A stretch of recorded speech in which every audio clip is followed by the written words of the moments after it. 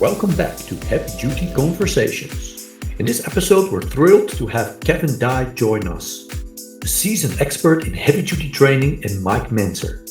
Kevin is the author of the book Heavy Duty Memoir, drawing from over 40 years of heavy duty training. As an over-the-phone client of Mike Mentzer, Kevin brings us a unique perspective to our discussion. Join us as we delve into different workout protocols and tap into Kevin's extensive knowledge on Mike Mentzer. Ever heard of lengthened partials? Well, Kevin has been using this protocol for over 30 years with great success. So grab your coffee, sit back, and welcome to Heavy Duty Conversations. Hi there, welcome to the Heavy Duty Conversation podcast. Today I have very nice, very intelligent, very speakable. We had already a nice discussion just before, so okay. Kevin Dye, welcome. Can you Thanks. introduce yourself a little bit to the people who do not know you? Okay. From my articles and everything, you may have known quite a bit what I'm going to say, but I started training at 12 on holiday with my mother in England. I was a sickly kid growing up, so I decided at 12, for whatever reason, to do something about it before I hit my teens. And I started very simple, actually. I started push-ups on a board. I would do work my way up to 100, and I used to do it every day. And when I came back to Australia after my holiday, I kept it up. And then when I reached 15, I was reading a comic, and in the back of the comic, it had about a ball worker. And to me at the time, that was the answer to my dreams. So I bugged my parents, and for my birthday, I got a ball worker, which took me so far through the year. And then I realized it wasn't going to get me any further. So again, I bugged my parents a bit more. And for Christmas, after working 12 hours, my father drove up in the hills, got me a dumbbell set with 50 pounds. And it was like a dream come true. So 5 days a week, I dragged the dumbbells out from under my bed, not really knowing how to use them, but following a Frank Zane routine, actually, because he was the 12 sets of body part versus the 20, which never made sense to me. And I'd done that for a few months, and then I wasn't quite seeing what I was hoping I was going to see from my efforts. So I happened to be at a friend's house one night who started bodybuilding at the same time, very close friend Roy, and we shared bodybuilding magazines and information. And he just got this new magazine with this Hercules-looking guy in the front with a moustache. And I saw the magazine straight away. It grabbed my attention. I thought, who is this guy? And I bidded really hard because he knew I really wanted the magazine. So he made me give him like 2 magazines and a cassette rack for in exchange. And my parents left there about 10 o'clock that night. I sat up to like 1, 2 in the morning just reading the article over and over and over, because it made so much sense to me. Obviously, it was Mike Mentzer. Then I saw he had courses for sale. And my father, again, after working 12-hour shifts, used to go to his way to a little bodybuilding store across the other side of the city and pick me up a heavy-duty booklet. So he started with the heavy-duty booklet, and heavy-duty arms, if I remember right, torso, legs. And I would just go in my room and just read them until they were second nature to me. And then Mike's, obviously at the time, 1978, was in a lot of the magazines. So I brought every magazine there was with Mike Mentzer in it. And a few years later, 1980, Mike was coming here to Australia, do a seminar. I brought a ticket, of course, went to the airport, met Mike at the airport. He signed my heavy-duty booklet. He signed a picture, which I'm really struggling to find that I draw of him. And yeah, heavy duty has been my life ever since, basically. I wouldn't know how to train any other way, actually. Yeah, so you started immediately with first, of course, when you're younger, you don't know anything, but you became very quickly acquaintance with high intensity training. Yeah. And it made sense. I mean, for me, and I started first with high volume, with higher volume, because I didn't know Mike Mentzer, I didn't know what was HIIT. So we're all training the same, but it didn't make sense to me already because in my mind, I was training already so hard that the higher volume just didn't make any sense. I mean, how can you do 4 sets of 10 to 12 with what? What kind of weight? Not with the same Exactly. weight, because if I did my first set with a certain amount of weight, I went to failure. The second set I can't do with the same repet. How can I do 4 sets of 10? Yeah. The only way you can do it is if you just take some light weight, do 10 repetitions. The second set maybe the same, and then you try 10 repetitions. It's either that or you increase the weight, and now you were talking about 3 sets of warm-ups and 1 set. I Yeah. think that's also confusion with many people that say when they see with Dorian Yates, no, he does actually 3 or 4 sets. He doesn't do one Yeah. set. Well, the other sets won't do anything. If you stop after these 3 sets, nothing happens. They are warm-up sets. Yep. Only this 1 set is the working set. And the stronger you are, the more warm-up sets you have to do, or anyway, work towards that. Yeah. So yeah, you were in the beginning. You met Mike Mentzer in Australia. Yeah, I met Mike in 1980. Then he disappeared, obviously, when after the 1980 Mr. Olympia fiasco. Then when he came back on the scene back in 92, I rang him up and we had caught up basically, and he was writing his revised version of the Heavy Duty book. And then we kept in contact. And then 95, I became a phone consult. And Mike wanted to go into business with me, but unfortunately at the time I was halfway through a uni degree, so my time was very tight. So the best I could do for Mike was put him in contact with Australian Muscle, which is a major bodybuilding place we have here, and they sold his courses and books and so on. But at the time that Mike was 95, he was experimenting heavily with where he was going with heavy duty. So he was still new as a trainer, so to speak. And he didn't realize not everyone could put up with force reps and negatives and pre-exhaustion and everything. So he's very conservative, actually. In 95, the routine he laid out for me, obviously a 3-way split, and he was very conservative. He would throw in half a rep more than what I needed. And at the time, after a few months, about 3 months, I rang Mike back, told him about my progress, which he noted. And then he took me into his consolidation routine. I was scared of jumping that far, you know what I mean? Mm-hmm. So what he done, ironically, at the time I was talking to Aubrey Francis, which was Mike's biggest client, who was 280 pounds, and he was down to 2 sets every 12 to 14 days. So ironically, at the time I was talking to him, I told Mike that. Mike put me in contact with a couple other people who's using his consolidation routine, and eventually made the leap of faith, and my gains were like, I couldn't believe it. I mean, I came off the top of my head, but my chest increased like something 1.5 inches in a couple of weeks. But that routine is just, yeah, it worked for some people because of how heavy they train, how intensely. Other people it didn't. So for me, it did. Yeah. Yeah, I think it's a very scary idea that when you're used to training so in a high volume, actually Yeah. not the sets, but the exercises like the ideal program, Yeah. it's pretty broad spectrum of Well, I all was at the uni at the exercises. time, so I had a whole week to wait. And while I was at uni, lucky I had that to occupy my mind. But when I used to train every Sunday afternoon after a nap. And when it got to Friday, I'd be climbing the walls to train. You know what I mean? Yeah, yeah, So yeah, give yeah. another, 2 days. And by the time I hit my workout, that's probably why it worked so well. I was just like a dog, dog with Yeah, a bone. yeah. You're not just motivated to go because you didn't go for a while, but you're so rested, you're so full of energy, so you can Yeah. really give it your all in the exercises. Yeah, because I mean, I knew I'd gain. I knew, and when I rang Mike back, he wasn't surprised. I thought he would be, but that's Mike. He wasn't surprised. He knew I'd gain. yeah. I mean, yeah, like you said already, it doesn't work for everybody, the consolidation Yeah. program. For some people, like for me, how you have to see this, that when I see many times on my YouTube channel, I posted this ideal program. I made some video Yeah. about it, and then what about abs? What about forearms? What about hamstrings? What about this? And then I asked them, okay, you tried it. How did it? No, I never tried it. So try it first, and then Yeah. you'll find out, oh, what about abs? What about forearms?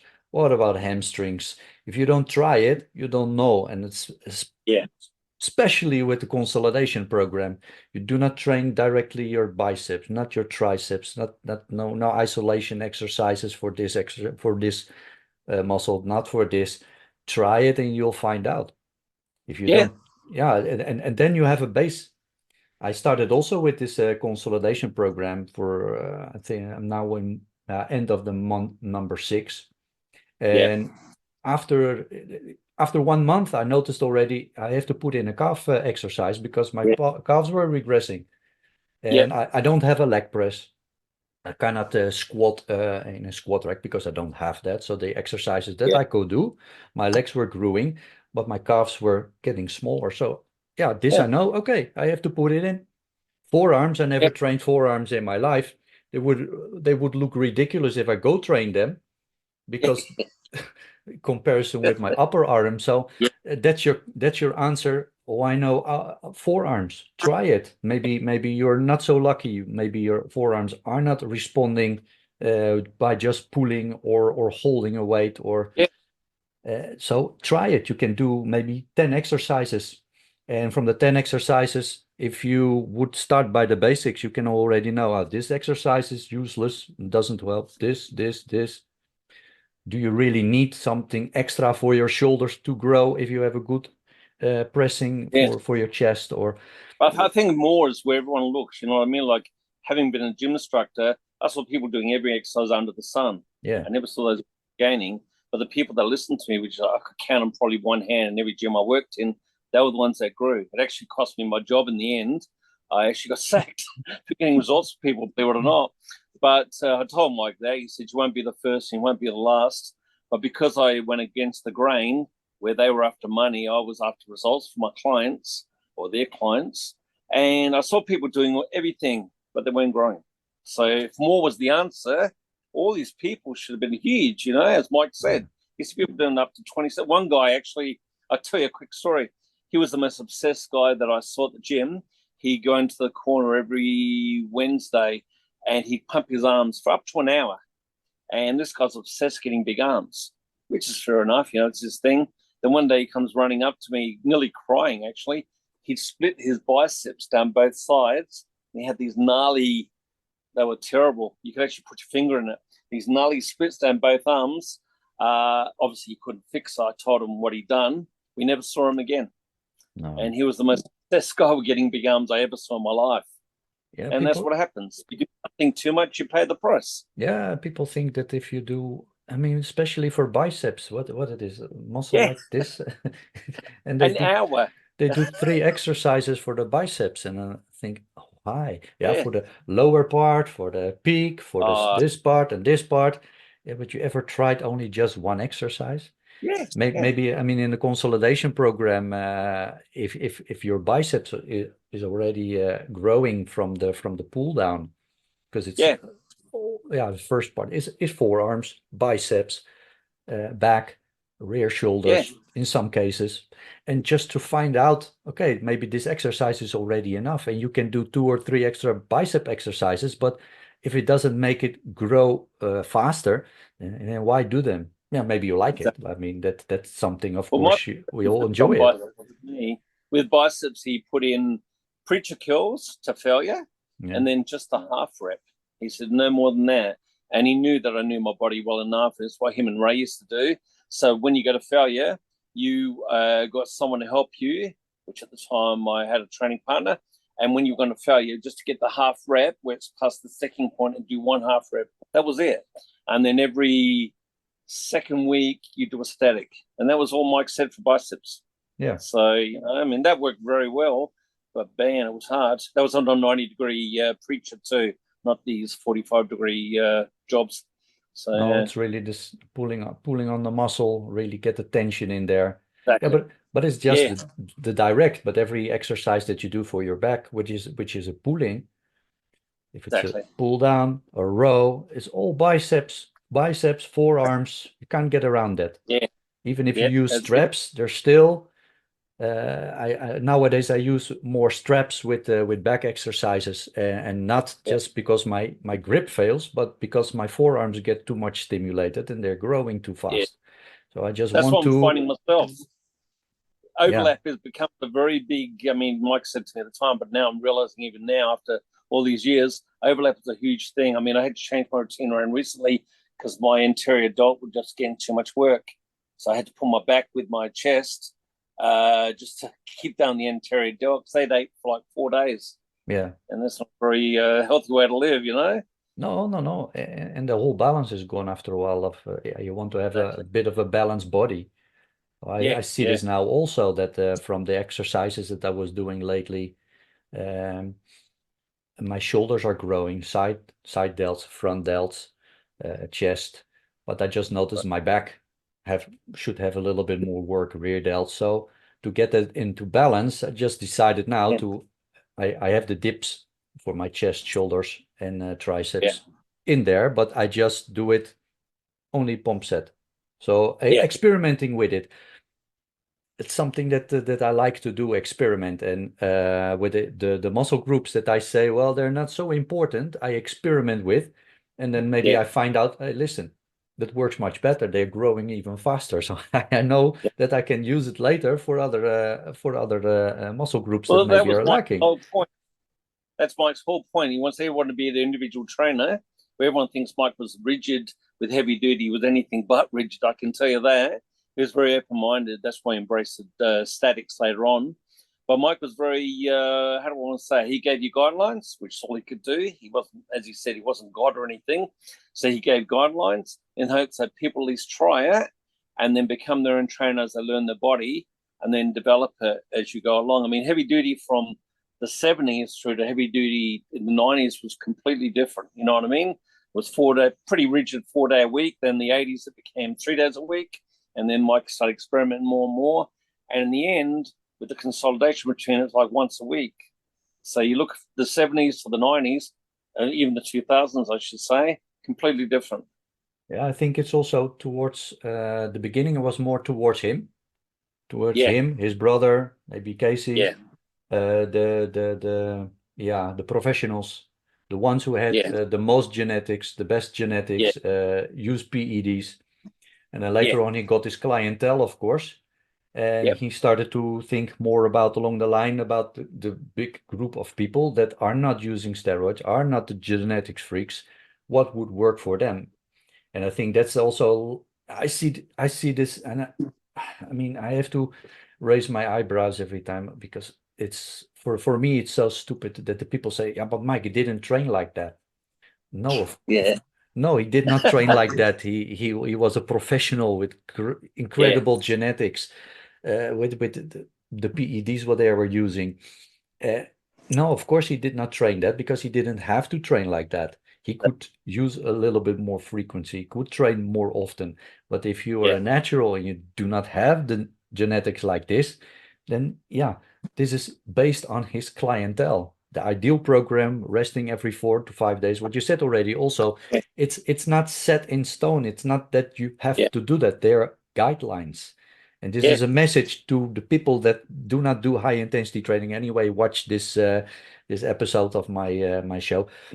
There are guidelines. exactly. They're not. You have to do this. You have to find for yourself what Yeah, works for you. Maybe you're mentally not so strong. Then yeah. do a second set.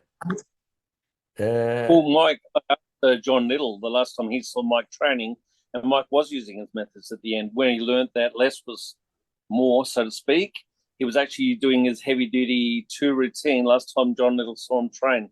Because even he, obviously, wouldn't have been on PEDs at the time. He was yeah. older, of course, and he was leaning more towards that way too.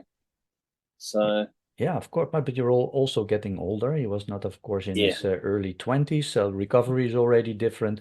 yeah, The PEDs, what they were using, you recover much faster, so you can train more often. And then what I read in his book also, that he found himself that they were overdoing it, even with yeah, the low frequency what they were using. He with his brother, that he felt he was overdoing it, so cutting it back. But the people yeah, only remember the most volume what he was using, yeah, yeah, and yeah, so they are so confused. Yeah, Mike, no, but Mike was a personal trainer. in his last so many years. So these are this workout is the result of this many years of being a personal trainer with thousands of clients. If I'd done the routine I'd done back in 78, it would kill me now, literally. Two cycles. My workout took about 45 minutes, 4 days a week. If I tried that now at my age and with my experience and my strength and everything, I'd be in the hospital in a week. Yeah. I'm sick of that, you know? Yeah, you have to find the right balance between your recovery and what you can put in there, of course. You cannot train the same as when you were younger. Yeah. And that's where people try to box Mike in, you know what I mean? Like they say, they'll read an article, they'll read his book, or they'll see a video of how Mike trained, or Ray trained for that matter. And Ray was the one that actually went to less before Mike. When I talked to Mike in 95, Ray was still training, and he was doing full body workouts, I think twice a week, which he got off Arthur Jones, of course. So Mike went to less before Mike did. And we all know, how big Ray got with his 20 and a quarter inch arms, which has been validated. I used to talk to Ellington Darden, and his arms were massive. And all he was doing was 2 workouts a week. So that was well before Mike jumped the ship. That would have been 83. And Ray learned then less was better. So he had intensity for immensity or something like that, I think, back in the day. Okay. He all had a little spin, you know. Okay. You know something about these things with Ray Mentzer? What kind of workout compared to? It was full body. It would have been 8 sets. The one that Arthur Jones had him on when he went and worked for him. It was 8 sets, 2 days a week, and it was two sets for lower body and 6 sets for upper body. So it was basic routine, basic exercises, and Ray's body just took off. Yeah. So I tried it myself, but because I didn't have a Nautilus Duo squat, which is a machine I hate to the vengeance, I worked for Nautilus, and the Duo squat felt like it was compressing me to about half my normal size.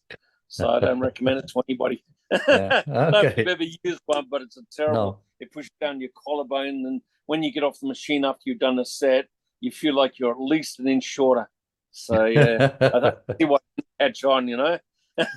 I had that sensation with some of this lying leg presses. It's actually it looks like a hack squat, but it's lying, and you're lying a little bit down, and they're so uncomfortable.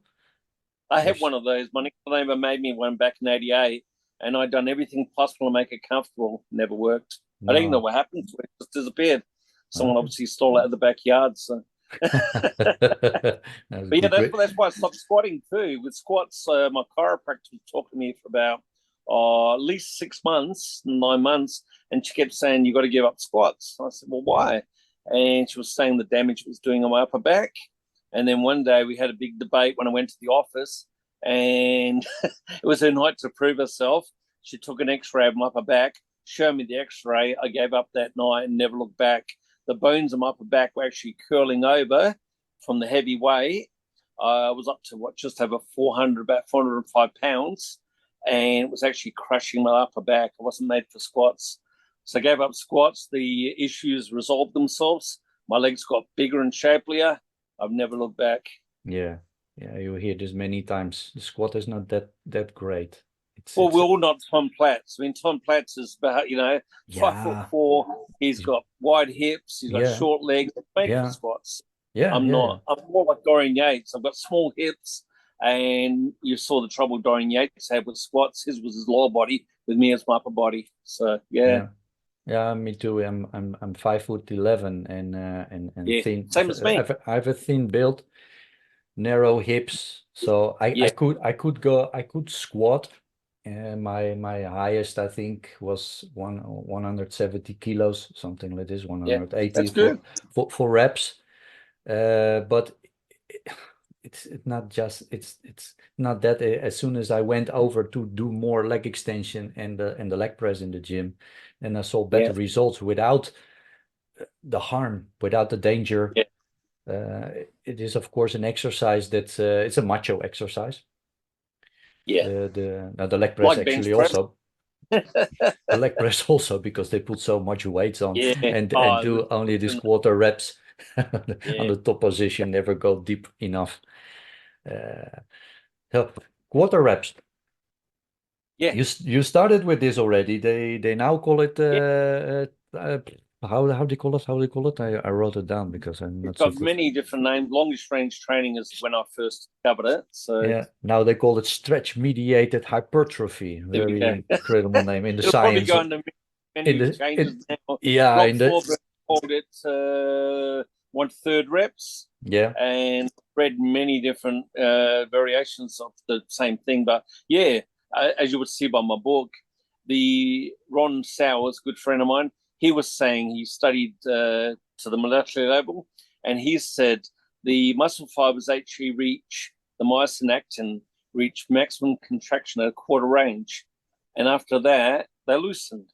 So it made sense to me to train a muscle into the strongest position. And I mean, you can feel it yourself. You stretch your chest. That's it. Anything after that is taken Yeah. away from the chest. Triceps. It's a very short. So with my lats. My lats have always been my best body part. They've taken off even more so since I've got into quarter reps. For the detriment of it, which I won't go into, but people who know me know what I'm talking about. But the bigger your lats get, they cause you problems too, like sleeping, toilet trips. But with quarter reps, that's it. You know what I mean? Like Yeah. everything, that is arms. So that's your lats. Your lats only move a very short range of motion. For your side delts, that's it. You know what I mean? So there's not much in it, but in that time, you're working under the sticking point. You don't have that to contend with. I say it's a purer level of failure, which it is, because failure with normal reps, you're limited, obviously. Where if you failed here, you could still probably keep going here, which I don't know if you remember J-Rep, zone rep training. Yeah, I got zone on training. training floor with that, and I helped promote that at the time. And that did work. It got my calves past 17 inches in 2 weeks. So it did work. But taking it one step beyond, you didn't need the top range now that I'm seeing. And that's how I got my calves just over 18 inches now. That was within 3 or 4 weeks of one set a week of quarter reps on my leg sled. So it's not the fancy, you know what I mean? Like to see it looks probably boring. It's not fancy, but it's productive. And that's the main thing. And it's doing only the bottom 1/3 quarter That's it. around That's that corner. it. It's Yeah. not that you go 1 inch too far that they say, oh, it's not working anymore. It's really towards the Yeah. 1/3. Well, it's a feel thing. You know what I Yeah. mean? Like Mike taught me when I go down the bottom, my reps are always strict, very strict. So when I go to the bottom, I pause, no momentum. You take away the elasticity of the Achilles tendon. You pause. I come up. I can feel where the contraction's about to start. I hold there for 1 second. I come down again, pause there. So each rep probably takes me anywhere up to say 6 seconds. A set of around 20 being calves will take me maybe 3 to 5 minutes. And then as soon as I wedge myself out of my leg sled, walking's just a absolute nightmare, basically. Yeah. I just shuffle around my gym for a while, and then I've got to get myself in the house. I've got to sit down virtually straight away because we can't stand.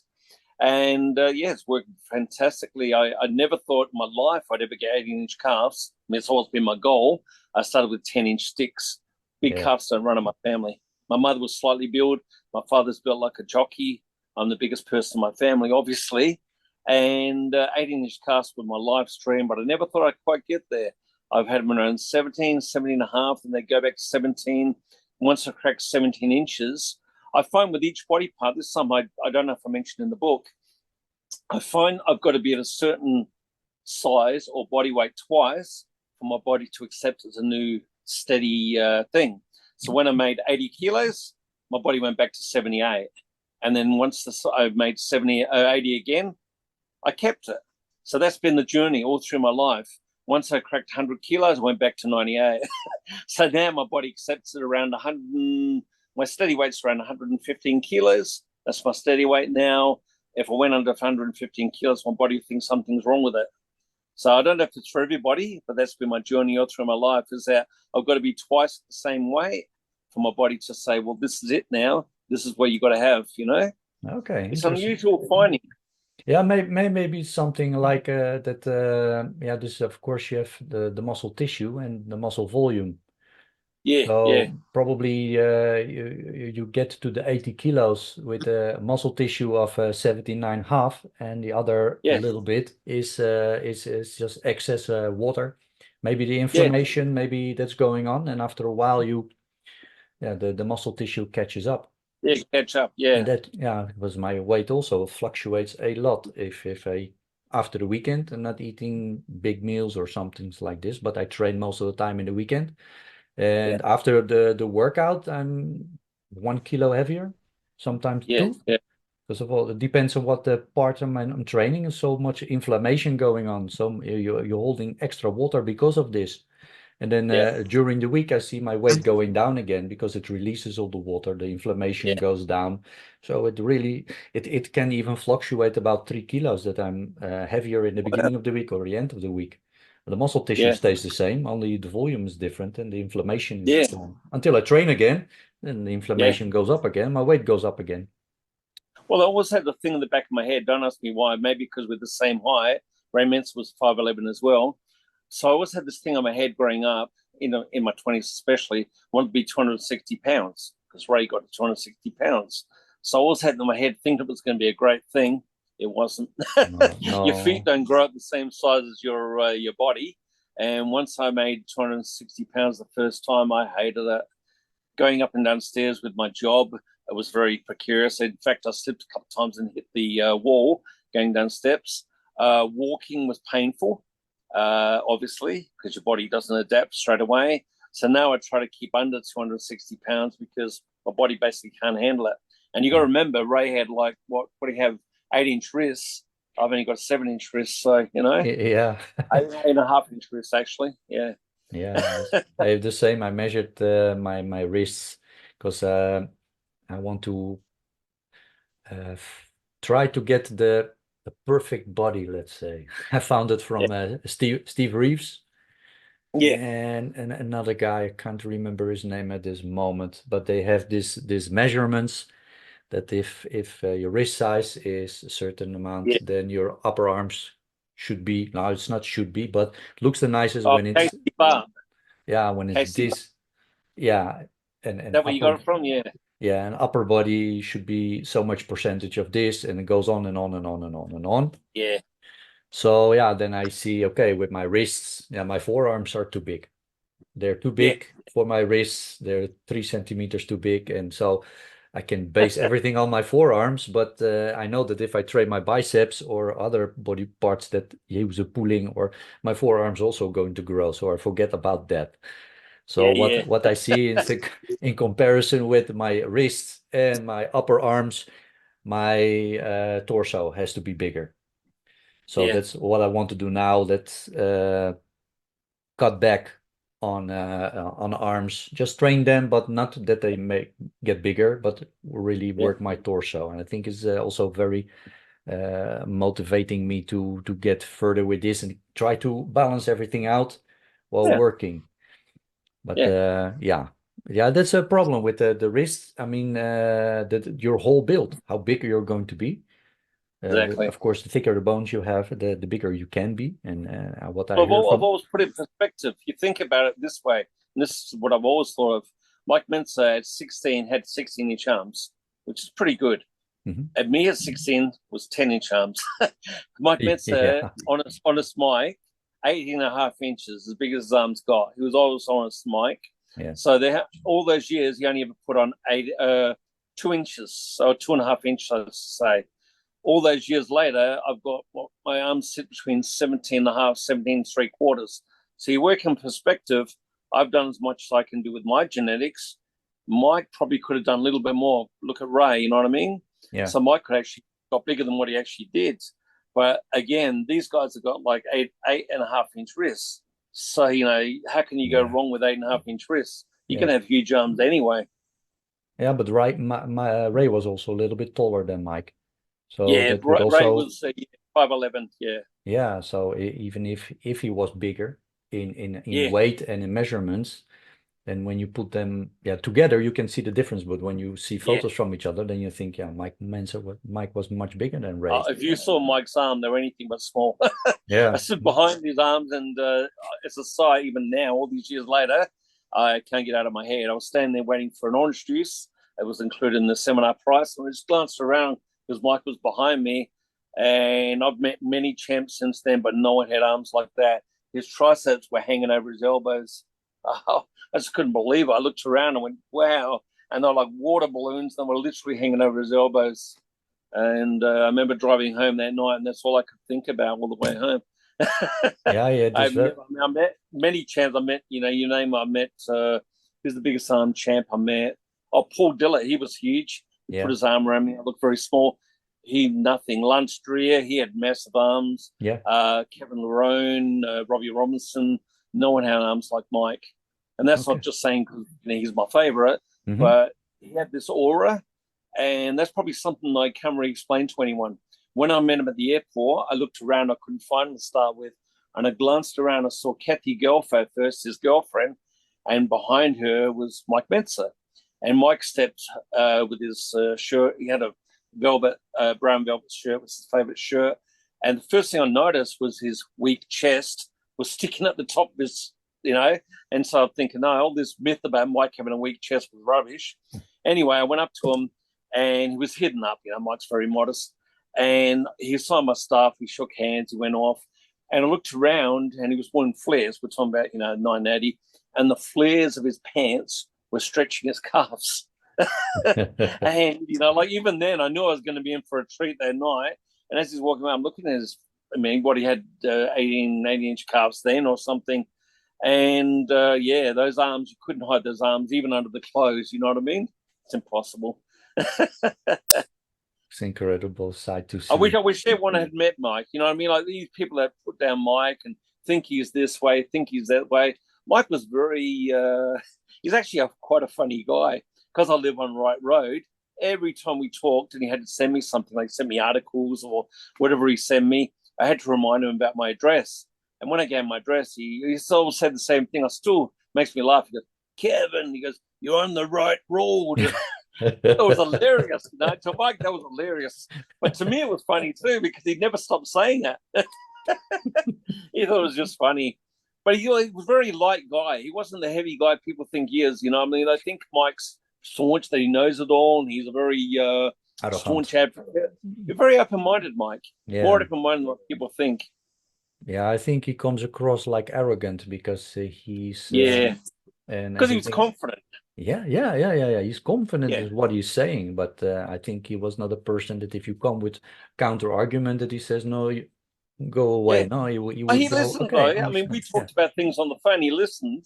We talked about power factor training, and Mike listened to me, and I said how I tried a stint. And then he told me about seeing a guy blow out his knees in Gold's Gym, another guy blow out his lower back. And then he convinced me at the time, because I just then experimented with it the year prior to 94. But Mike would listen, you know what I mean? Like he wasn't like black and white. He listened, and then he put his point across, and we discussed something. And that's the kind of guy he was. He wasn't like, everyone's like, Mike's a know-it-all. Mike thinks he knew everything. Mike never said he knew everything. No. Not in the least. No. He said, look, this is what I think happens. Give it a go. If it works for you, otherwise you've got to tweak it. And if you were one of his clients, he didn't have me on the same routine. He had, say, David Paul or someone like that. You know what I mean? There were similar routines on the basis, but they were different. He saw how you went, and then he modified it from there. I mean, the reason Aubrey Francis was down to like 2 sets, he was doing 600 pound this, 600 pound that. The body doesn't handle 600 pounds very frequently. And Aubrey was saying he used to have a mental thing about doing so little, but he had to. When you're handling 600 pound squats and 600 pound, I think it was bench, I think it was deadlifts, he couldn't do that very often. So it took him 12 days to recuperate. Yeah. Do you know what I mean? So what my routine is, and as I even say in my book, I give you a baseline in the book. That's all I can give you. I'm not there to actually watch you and modify your workout. You take what's useful, as Bruce Lee said, eliminate what's not useful, and embrace what's your own. That's basically the gist of it. And that's the gist of heavy duty. Yeah, but then there comes the hardest part. You have to understand it. Yeah. And that's many First thing, people. that's how you learn to listen to your body. You know what I mean? Like I was Yeah. lucky. Mike never blocked me in as a teenager. You know, I was in heavy duty from 16. I was open minded from 16, you can say. I never fell down the rabbit hole, which a lot of people I've talked to, they got shoulder problems now, they got back problems, they got knee problems.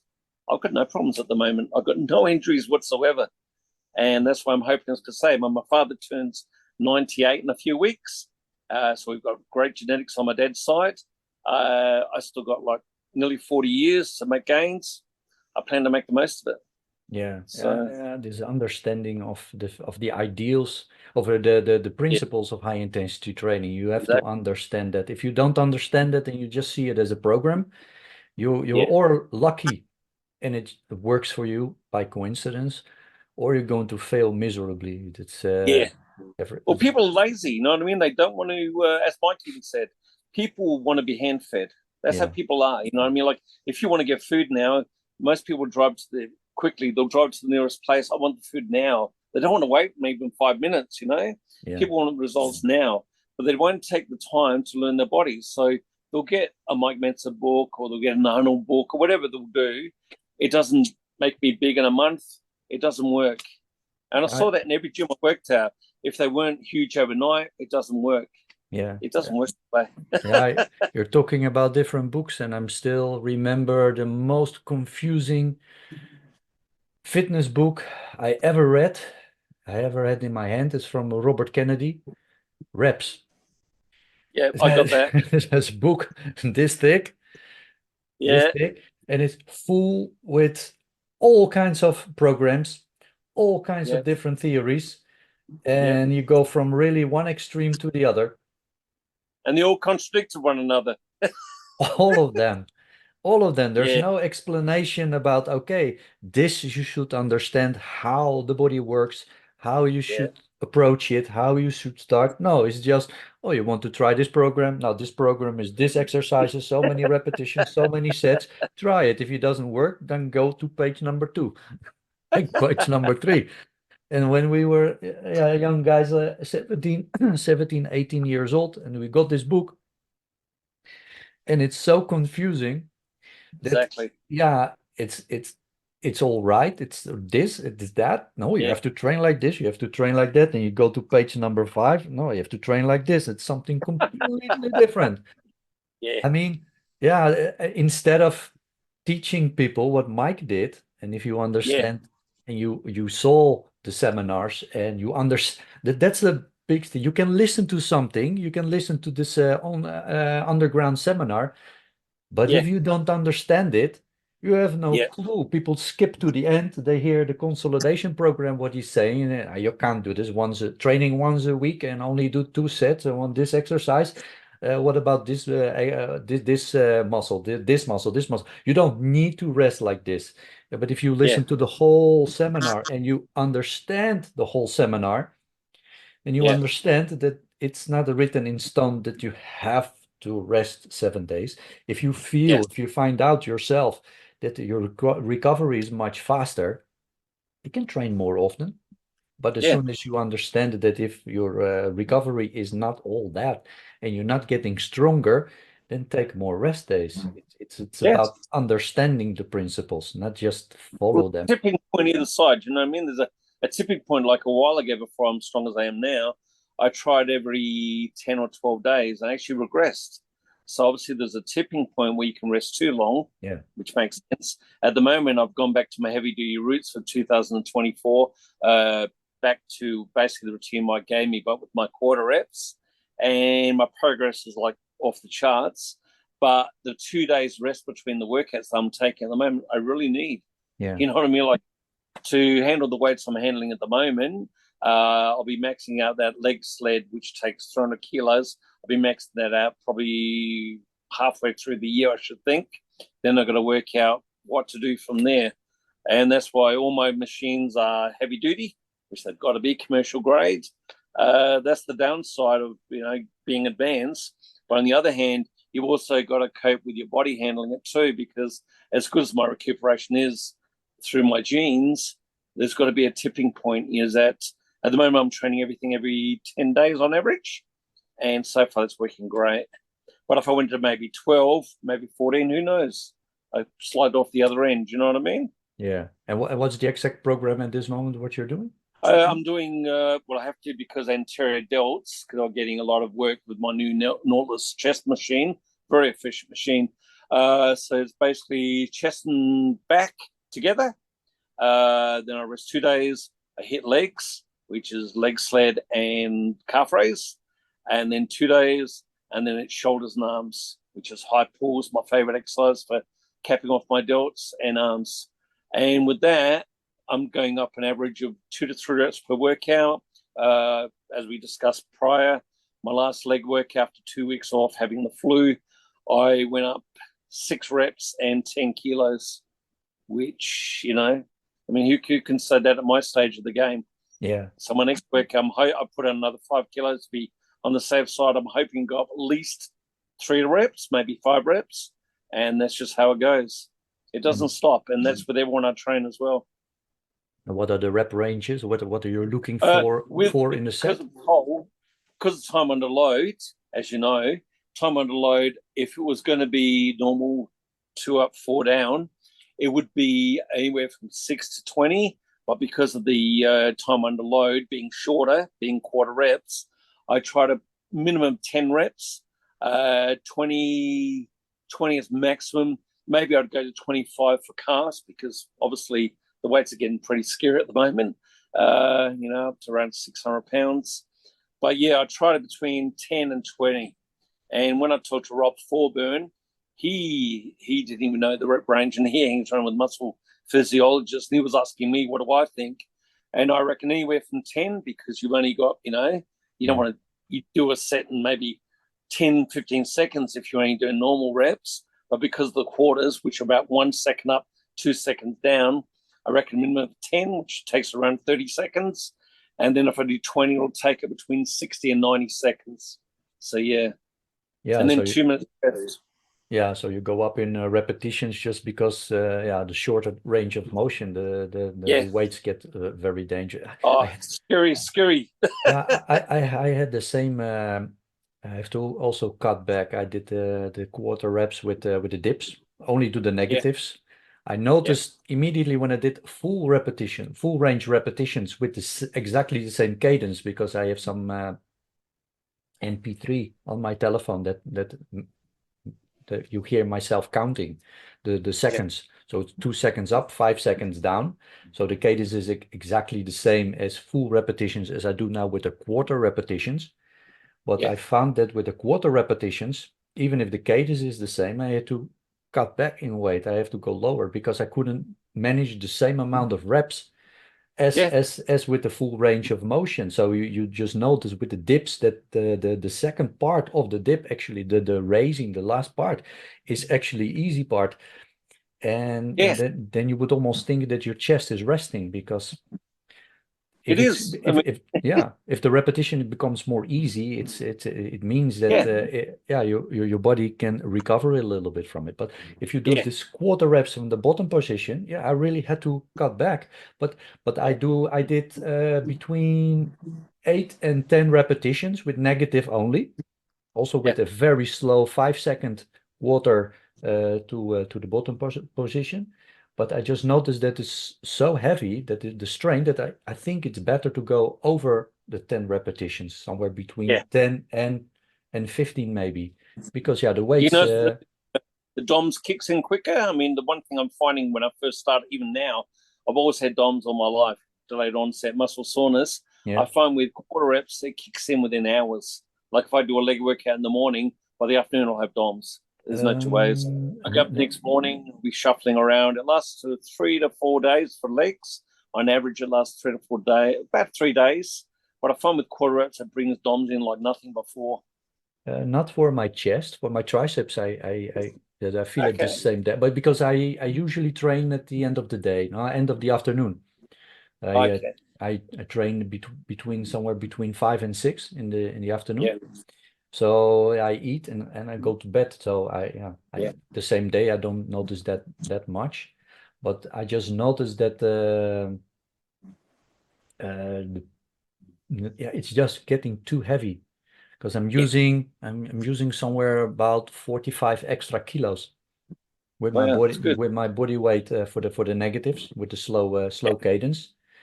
So yeah, I think I have to cut back a little bit because it's just too much strain. I feel it really on my shoulders. And it's not the shoulder joint that hurts or something. No, it's really the muscles Yeah, and the anterior delt, attachment. yeah. Yeah, that starts to feel.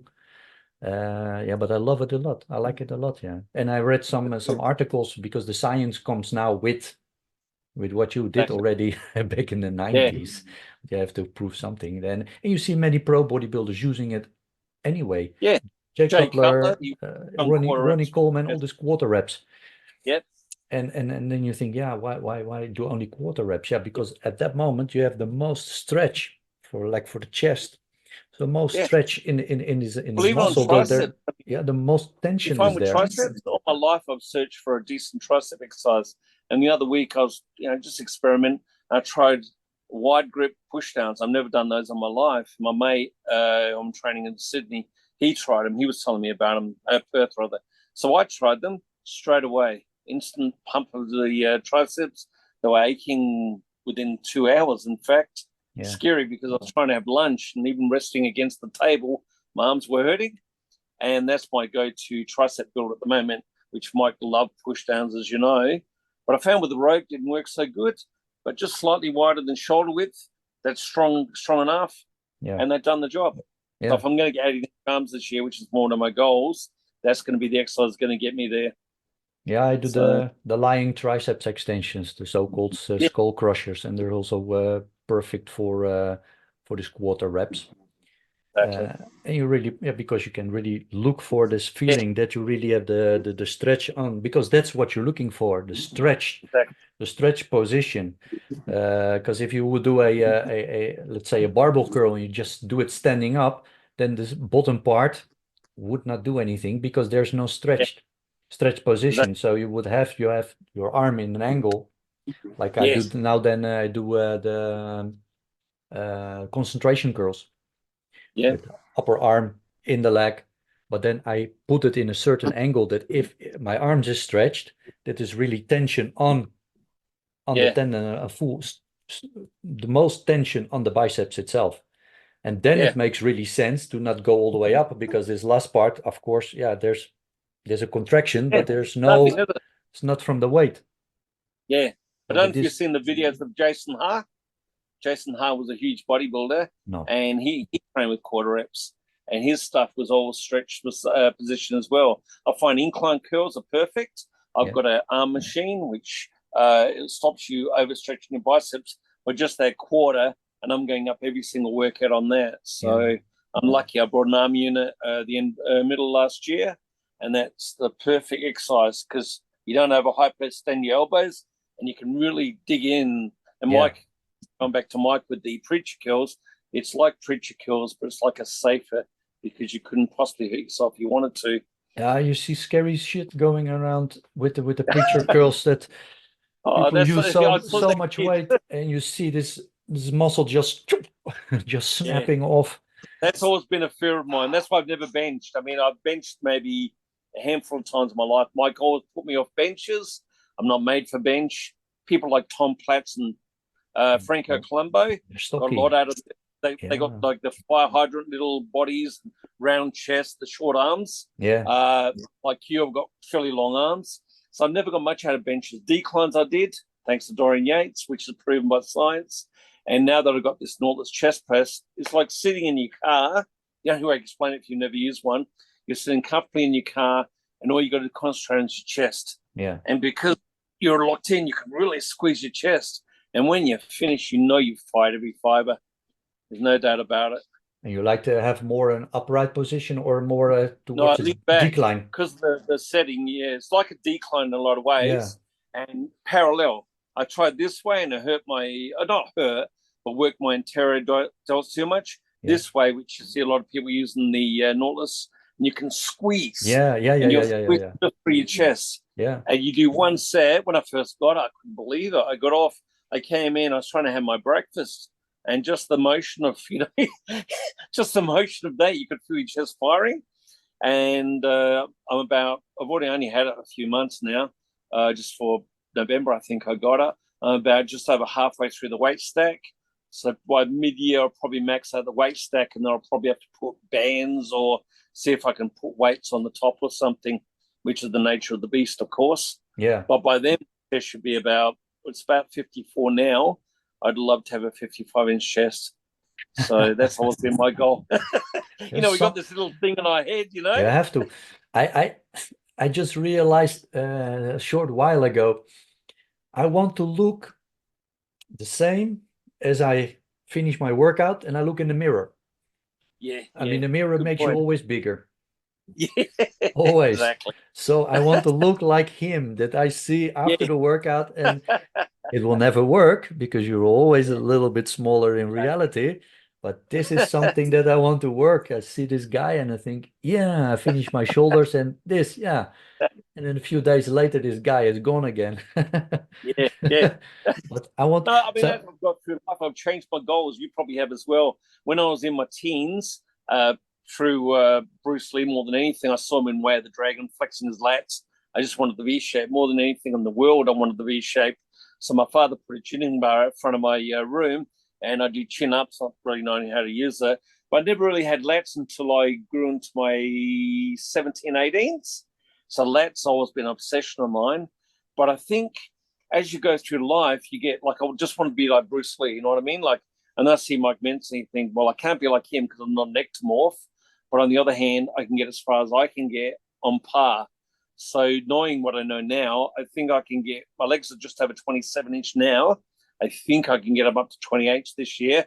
I don't know if I can get my calves any bigger than 18 inches, but who knows? With a 55-inch chest, I think I can get 18-inch arms. I've had them up to 17.75. I think they're down around 70.5 at the moment. That would be my lot. You know what I mean? You know your lot in life. As much as I'd love 20-inch arms, but who's got 20-inch arms? You know, I think we'd all love 20-inch arms. Yeah, and I think you have to be realistic also with how big did they start. I see this many times that people say, yeah, how big are your arms? And then when I think, oh, that's not big. No, I know guys who never trained in their life and have the same size arms as I have. But it's about with what you did, with what you started. I started I think the biggest shock of my life, and I'll tell the story, pretty sad actually. I was training in a gym as a gym instructor on Friday night. It was getting towards the end of the Nautilus gym, and the head cardio lady, whatever they call aerobics lady, asked me if I train her husband. And I looked at the time, and you're only allowed to put people through 6 exercises. That was the rules for a new client. So I got the guy on the leg extension, and I looked at his quads, and they're all over the place. Okay. I got him onto the next machine. I looked, and his calves were like come to a point. I went, okay. I got him on the pullover machine. His lats were right here. I got him on the chest machine. He had a full chest. 1, 2, 3, 4. I got him on the delt machine. He had big cap delts. And I finished him off on his lower back. And as he was leaning back, I looked, and he had a full set of 6 abs, you know? So I'm talking to the guy and saying, so how do you normally train? He said, I don't. Yeah. I said, you don't train? He said, no. He goes, I just play football. I'm telling you now, and as sad as it is, I nearly cried all the way home. I couldn't believe it. I can imagine. He had everything. He had absolutely everything. He missed nothing. His arms were estimated about 17.5. They were huge arms. He had massive forearms, huge calves, massive quads, full chest, beautiful V, does nothing. Yeah. You know, Mother Nature's not fair to some people. No, I know. A colleague of mine at work, the same guy, he is from Suriname. And he's just built for bodybuilding. He never did anything in his whole life, never trained. If you see him with his normal clothes on, you walk behind him, you think, well, he's on the top of the amateur levels. So big. He's my size, 5'11". I think he weighs around 100 kilos. Not too much fat, no, but the shoulders and the back and the waist, and it's all there, the big arms. And he started training, I think, 3 months ago or something. I don't know what he's doing because I was never with him, but I would love to train him in my way if I had the opportunity just to see Can what you will happen with imagine? him, and he's around his 40s, he never touched Yeah. a weight in his life. And if you walk behind him, you think there walks a gorilla, so big, the shoulder, the shoulders so wide and so Yeah. yeah, massive, and the arms also. Yeah, he has a belly from fat, from what is all Yeah. in there. It's not a hanging belly. It's just a Yeah. yeah. But the I rest, think the saddest thing I ever saw, and this was sad, every time I come to the gym, I work in a gym maybe 4 or 5 days a week. There was always a huge guy on the exercise bike. That's all he done. I never saw him on the Nautilus equipment, just on the exercise bike. And I kept eyeing this guy, massive neck, like, ran into his head, massive back, massive legs. Then one day I went up to him because, I saw him over weeks and months. And I said, "What's your goal?" He goes, "Get small." I said, "Get small." He goes, "I'm the smallest one of my family." I said, "You're kidding me," because I got three brothers that are bigger than me. I looked at this guy, and his neck alone would at least been 20 inches. And this guy was absolutely huge. He would have been a perfect Mr. Olympia, yeah, and he never touched the weights. It was just no, cardio, cardio, cardio. yeah, it's not And cardio is interesting. the best way to lose body fat anyway. So it wasn't for me to break his myth. Yeah, I mean, you know yourself, back in the day, 80s, how many cardio machines did you have? You just had a few bikes, and some people were sitting on it. And then in Yeah, the 90s, he became more popular to yeah, draw more attention to the that, fitness studios. So suddenly, a quarter of the gym was cardio machines. yeah, More and more people came, and in the meantime, in the years, you see that the bigger guys, they just got pushed aside. The yeah. gyms where I And was a lot going, more, there yeah, was more injury. Like I helped move in the, remember Step Reebok? Remember the day the truck pulled up and I helped put in the Step Reebok? I knew it wasn't a good idea, but the boss's idea. And I put in the Step Reebok, and then I heard about so many injuries with lower backs, with ankles.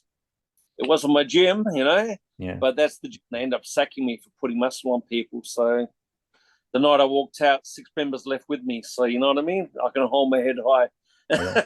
Yeah, but that's how it goes, and many people don't understand that all these machines, they're not there for you. It's to get the gym full.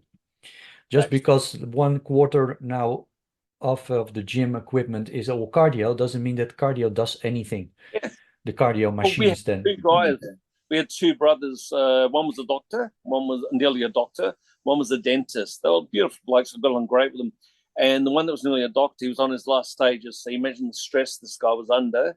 He was under immense stress. And he said to me one time, he came to me, and I trained certain people that I liked. And he came to me one night and he said, "I want to put on muscle." He wasn't a small bloke. He was about, I reckon, about 70 kilos. And I said to him, "Okay." So I took him under my wing, taught him how to train high intensity, more like Mike Mentzer's routine. And a month later, he comes running up to me one night when I turned up the gym on a Friday. He was over the moon. He put on 5 kilos in 4 weeks. And that's someone that was stressed to the max, trained properly, mind you, and had the right mindset. So it wasn't ideal, obviously, because he wasn't quite a doctor at the time. But it shows you, even when you're under a lot of stress, if you train properly and you have the right mindset, the magic happens, so to speak. Yeah. Yeah, it is like this, and it's the mindset. The Yeah. mindset. Can you Well, really that's what push people don't get yourself? a lot out of it. I mean, Yeah. I've had people that come in there and they've trained with me like, and once you start debating something, you can have the best routine on the face of the earth. But if your mind doesn't accept it, you're not going to grow. I've No. always said that.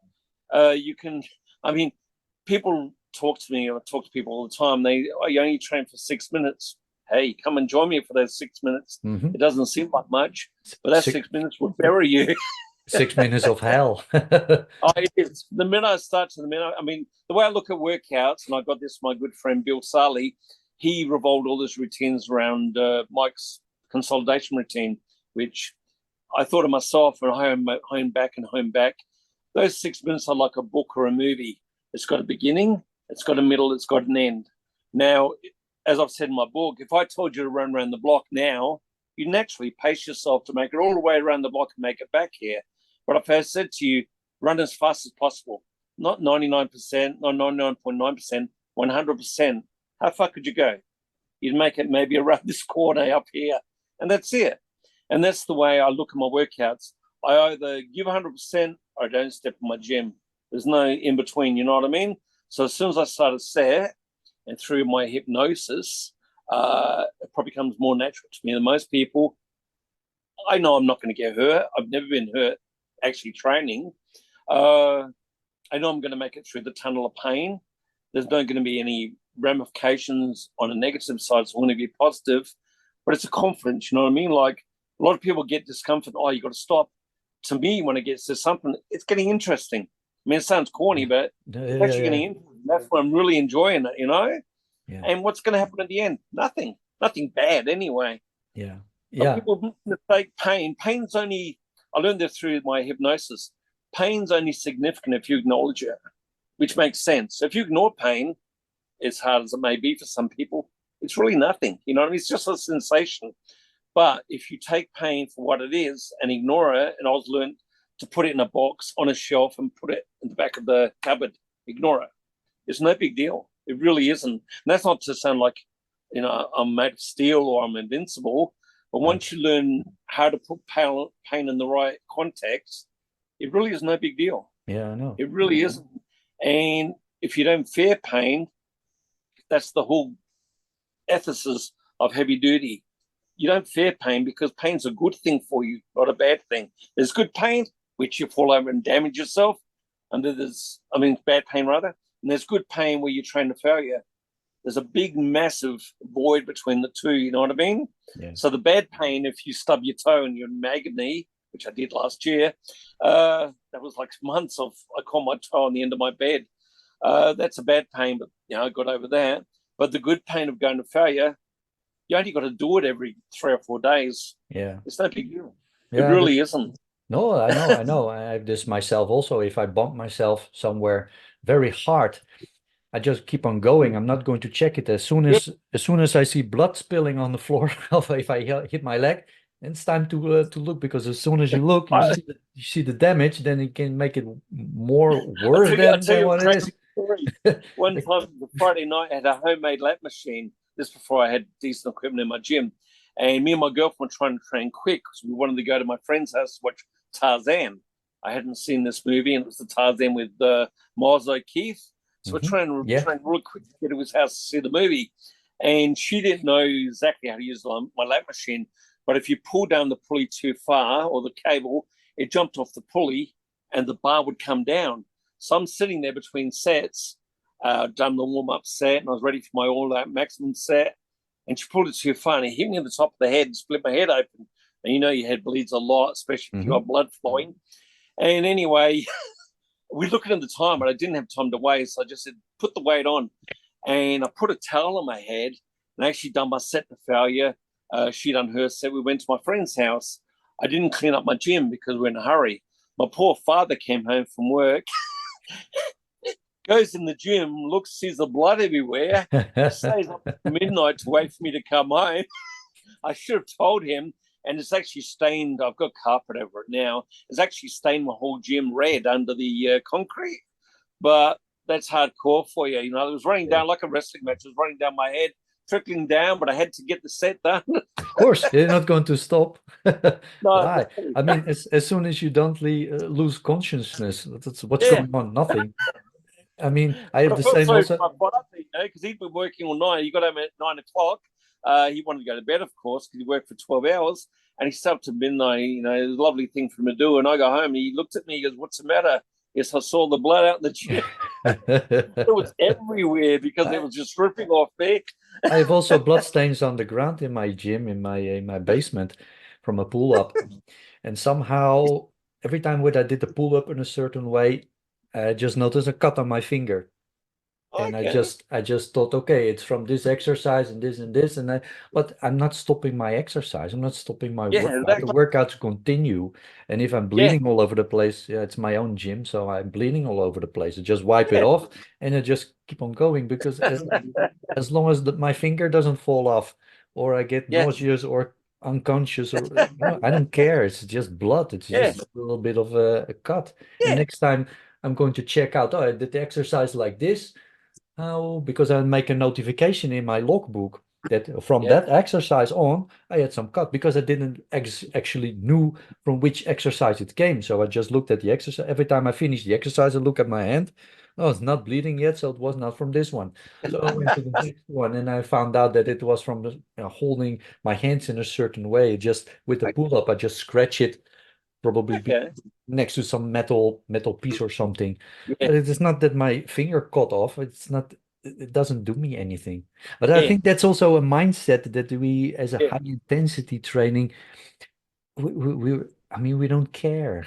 We don't care Exactly. about pain, being I think it's a uncomfortable. trust. It's a trust you build up. You know what I mean? Like the Yeah, tunnel of pain. That's why I look at it. A lot of people as they enter tunnel of pain, they pull back, which is, I suppose, what we'll learn to do. You know, if you touch something hot, you naturally revoke. You know, it's built in your DNA. But when you know that getting from point A to point B is going to deliver results, you know you've got to go to point B. So I can't see any reason within myself to balk it. You either do it or you don't do it. There's yeah. no like, yeah, halfway and you pull back. I mean, the silliest thing I've probably ever done in my life is I trained low on carbs. I wouldn't recommend that to anybody. We went to see, you remember that movie Armageddon? Yeah, That really movie. It was about, what, 2.5, 3 hours? yeah. And I was living far away from my gym at the time, so I really didn't have much time to train. So we saw the movie. I don't even think I had popcorn. My girlfriend had popcorn at the time. I didn't have popcorn. And we came home, had to quickly get in a workout. And straight away, I knew I used the last of my carbohydrates from my brain. And I actually went blind. This is the scariest thing ever. Actually went blind for about 10 minutes, lost the use of both arms. And as she was giving me lemonade, my sight came back and then the use of my arms. And that's something I've only ever done once in my life. But Okay. it's like seeing a photo, like my father come in the gym to check on me. It was like, you know, when you get a really old photo that's faded, it's just a yellow outline. Mm-hmm. That's all I can see. Yeah. And yeah, that's the scariest thing. I've done deadlifts to failure. It's back when I used to deadlift. And I remember just finishing the set and I looked around and everything just disappeared. It Yeah, was gone. this is the danger part, which you see many times with the deadlift also. You brace yourself so much Yeah. so that blood pressure goes up, you release Yeah. everything, blood pressure drops down, and then you blank out. I haven't deadlifted in years. I strained my back 2 years in a row. Once I cracked around 400 pounds, no, close to five, between 485 to five. I strained my back 1 year. Yeah. It took 3 months to recuperate from. A year later, I'd done the same injury again. And then I realized I wasn't made for deadlifts, so I gave up deadlifts. It Yeah. wasn't worth it. I mean, I was at Also, uni at the time, and all my lecturers happened to be upstairs. So I'd be walking like a cowboy trying to get up and down the stairs. And all my friends thought it was funny, of course, but getting in your car, you're looking at 10 minutes, getting in your car, you get to uni, you got to go upstairs, see your thing, you got to get comfortable. And you could actually feel it like chewing gum. When I strained it, I could actually feel like a twang noise in my lower back. And it took, like I said, 3 months to recuperate from each time. So, yeah, I haven't missed deadlifts either. no, no, the risk and reward. I still do it, but the problem with the deadlift is, yeah, of course, you want to get stronger. So you Yeah, want to, and you have to use heavier and heavier weights. And after a while, to force everything, you're going to, yeah, do your exercises, your workout, not as clean as they should be, yeah, because what you're trying to do with the weight and with the exercise is to stimulate muscle growth. yeah, But yeah, because you want to get stronger, because that's also a part of our training, of course. It's not just only it is to look good, it's to build yeah. the muscle, but you also want to get stronger. That's also part of the motivation, And you and want that's to function that too. yeah, that's You the can't danger. function. That's the danger with the squat, and that's the danger with Yeah. the deadlift, because you want Buying to. this leg step, best thing I've ever done. When I got a leg press made in China, and I knew about import duties. Anyway, I got it made. My bank said it was a good deal, so I paid for it. Once I got it in the country, they wouldn't release it, so I paid nearly another or £800 duty. And this leg press, I thought was going to be it. It was a lever leg press copied from Hammer Strength, and I used it for a few weeks. Then one day I got, that twitching leg Yeah, syndrome. yeah, I had that for about a month, and I was thinking, what's wrong with my legs? And then one day, my friend, who's a bodybuilder, mentioned to me, he goes, maybe you put your back out of place. I said, really? And then I realized it was resting from about 3 weeks. The bone was resting on the nerve, So lucky I know my body good enough. I got a chair with a good leverage, and I got where I knew it was going to crack, and it went snap. And as it went snap, all the blood rushed down my legs, and then it went away. So I cut back on my leg press because I realized the angle was wrong. It was made, like I said, in China. They probably didn't get the angle right. I brought a leg sled. The leg sled, the best purchase I've ever made. You're loading your legs through your hips, which, the top legs. Hip squats are another one. Lap squats, no one knows about lap squats. I think I read this much about lap squats. One sentence is where you rest a bar on your upper legs. It's a very simple exercise, but boy, is it effective. So you're loading your legs from the top of your hips. You can't use a lot of weight. I think the most I've ever used is about 40 kilos. And I put on like half an inch on my legs the first time I tried it. And how would that So work? no one about lap squats. How would that work, this lap squat? Are you... your legs tie into your hips. Yeah. The top of your legs bound across. You got that groove. You hold the bar there, and you can only squat down as far as your stretch would allow you. So just before parallel if you're lucky, but with me it's just before parallel, and you keep in that range of motion. So it's not, I think I started with something like 10 kilos, and even now, I think if I did them now, I'd probably only be 140 kilos. But that's such an effective exercise because you're loading your hips down to your neck. And it doesn't take much weight, but boy, is it effective. So you'll never hear about them. No, it's a little bit then, if I can imagine it, like a barbell hack squat, where you keep the barbell behind you, but then you keep them in front of you, where you really, because the further back, of course, the weight is. I can't remember where I read it. I read it in an article. It was only, like I say, it was one sentence. And I thought, lap squat, I've never heard of lap squats. And I've read, obviously, many books and articles over the years. I've never heard of lap squats. I reckon if we went to any gym now, you wouldn't see anybody doing them, ever. No. Yeah. I'm sure. It's the same with the barbell hack squat behind you. It's such a uncomfortable, strange. You have all these fancy machines. It never felt right. It never felt, I couldn't get the angle right, and I always felt like I was trying to balance or rebalance, and it's a very uncomfortable exercise. You're talking about the hypnosis. How you got into this? What happened was my second year at uni, I sat in a lecture one day, and I happened to be on pain. And as the lecture was going on, it was an hour lecture, I started to think, I'm thinking, well, if the brain's involved with pain, which we all know it is there a way to overcome it?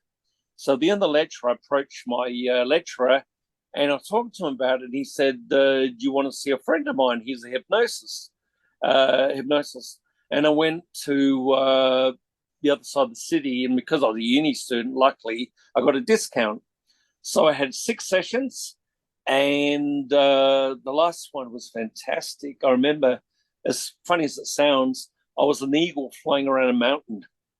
That sounds really weird, I know, but I was an eagle flying around a mountain, and that was the last hypnosis session I had with him, and that was enough to build up my pain threshold.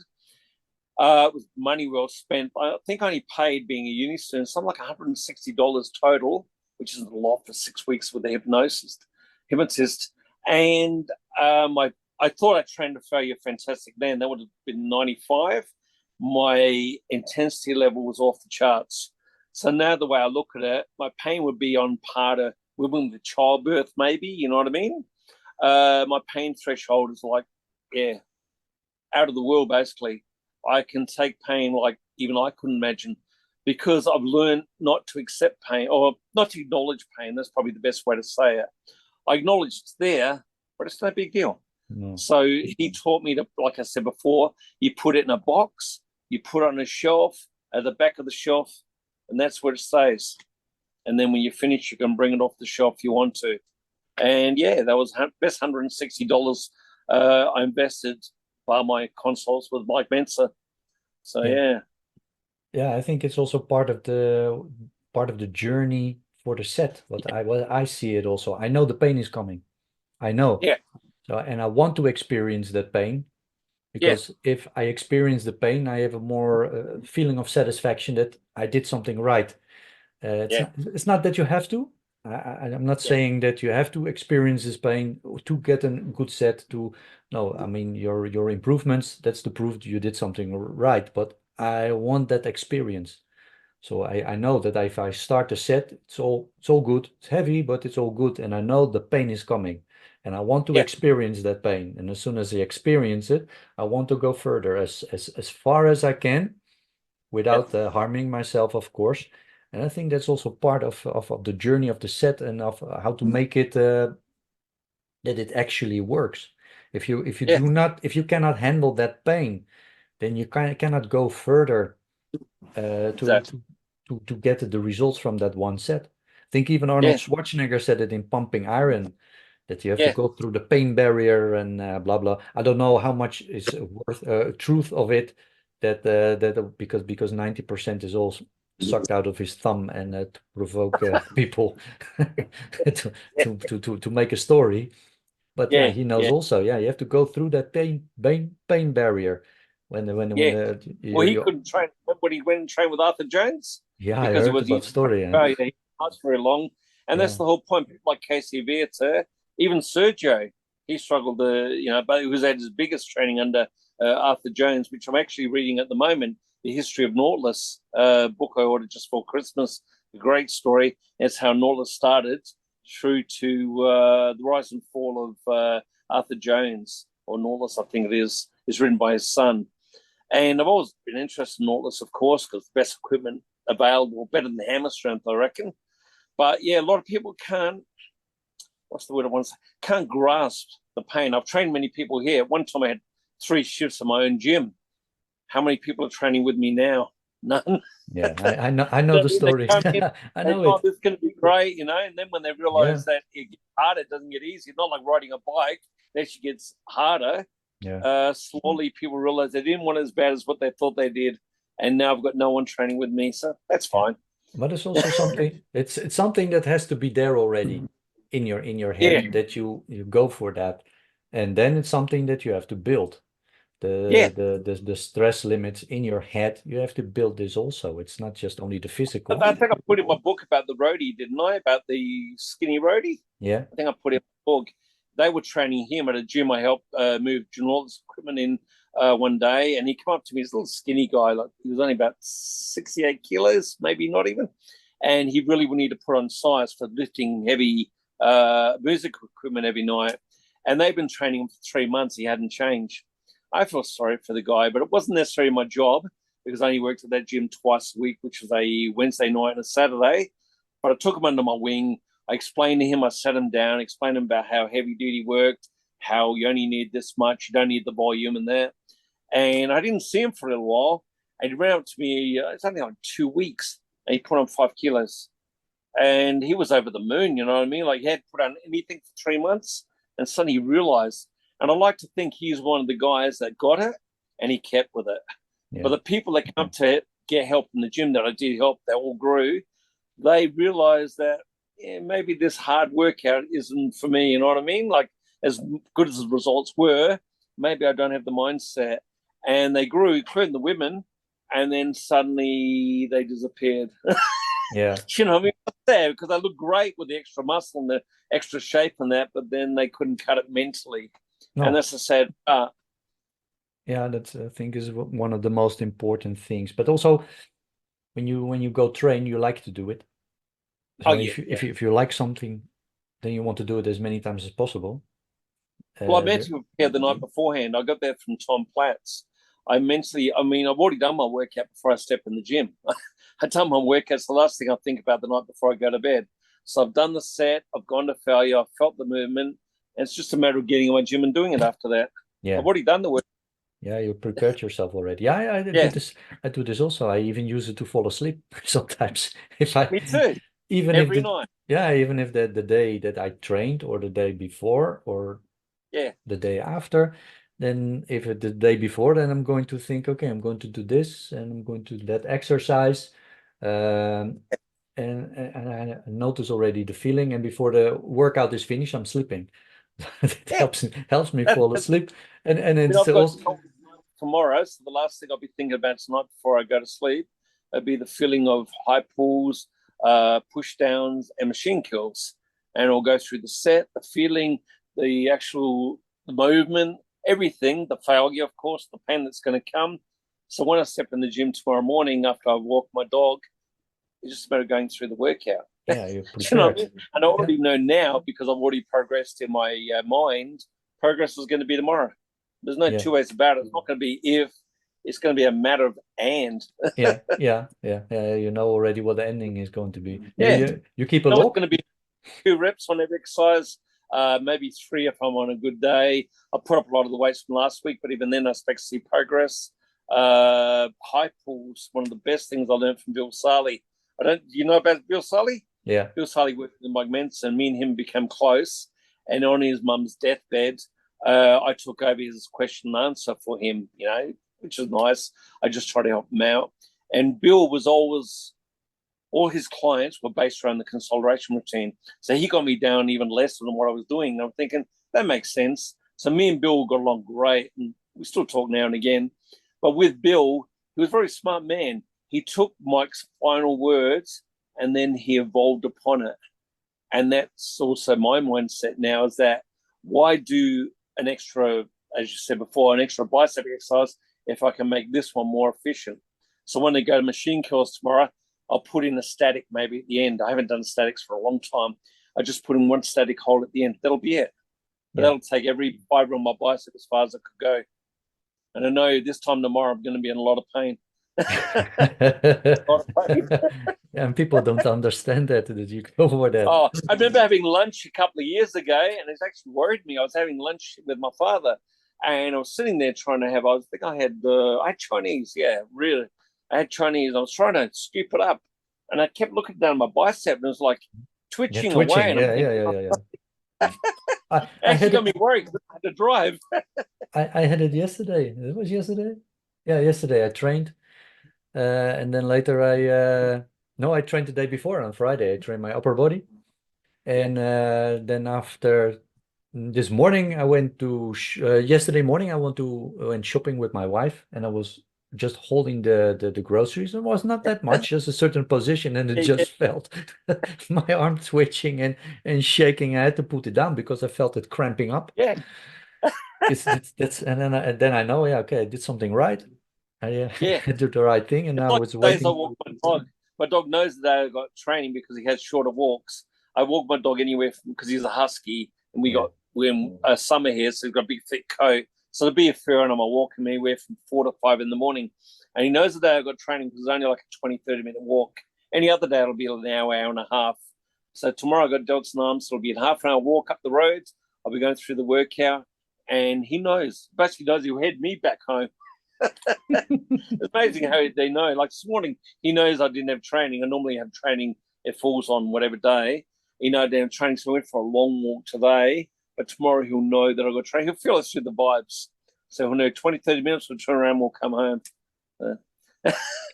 And but you know, he dog in unison. And how many days rest do you take between? Well, yeah, two days at the moment. Like I said, I mean, I can recuperate easily 1 week. So if I train, say, twice on Monday, I could do it easily the next Monday and still see progress.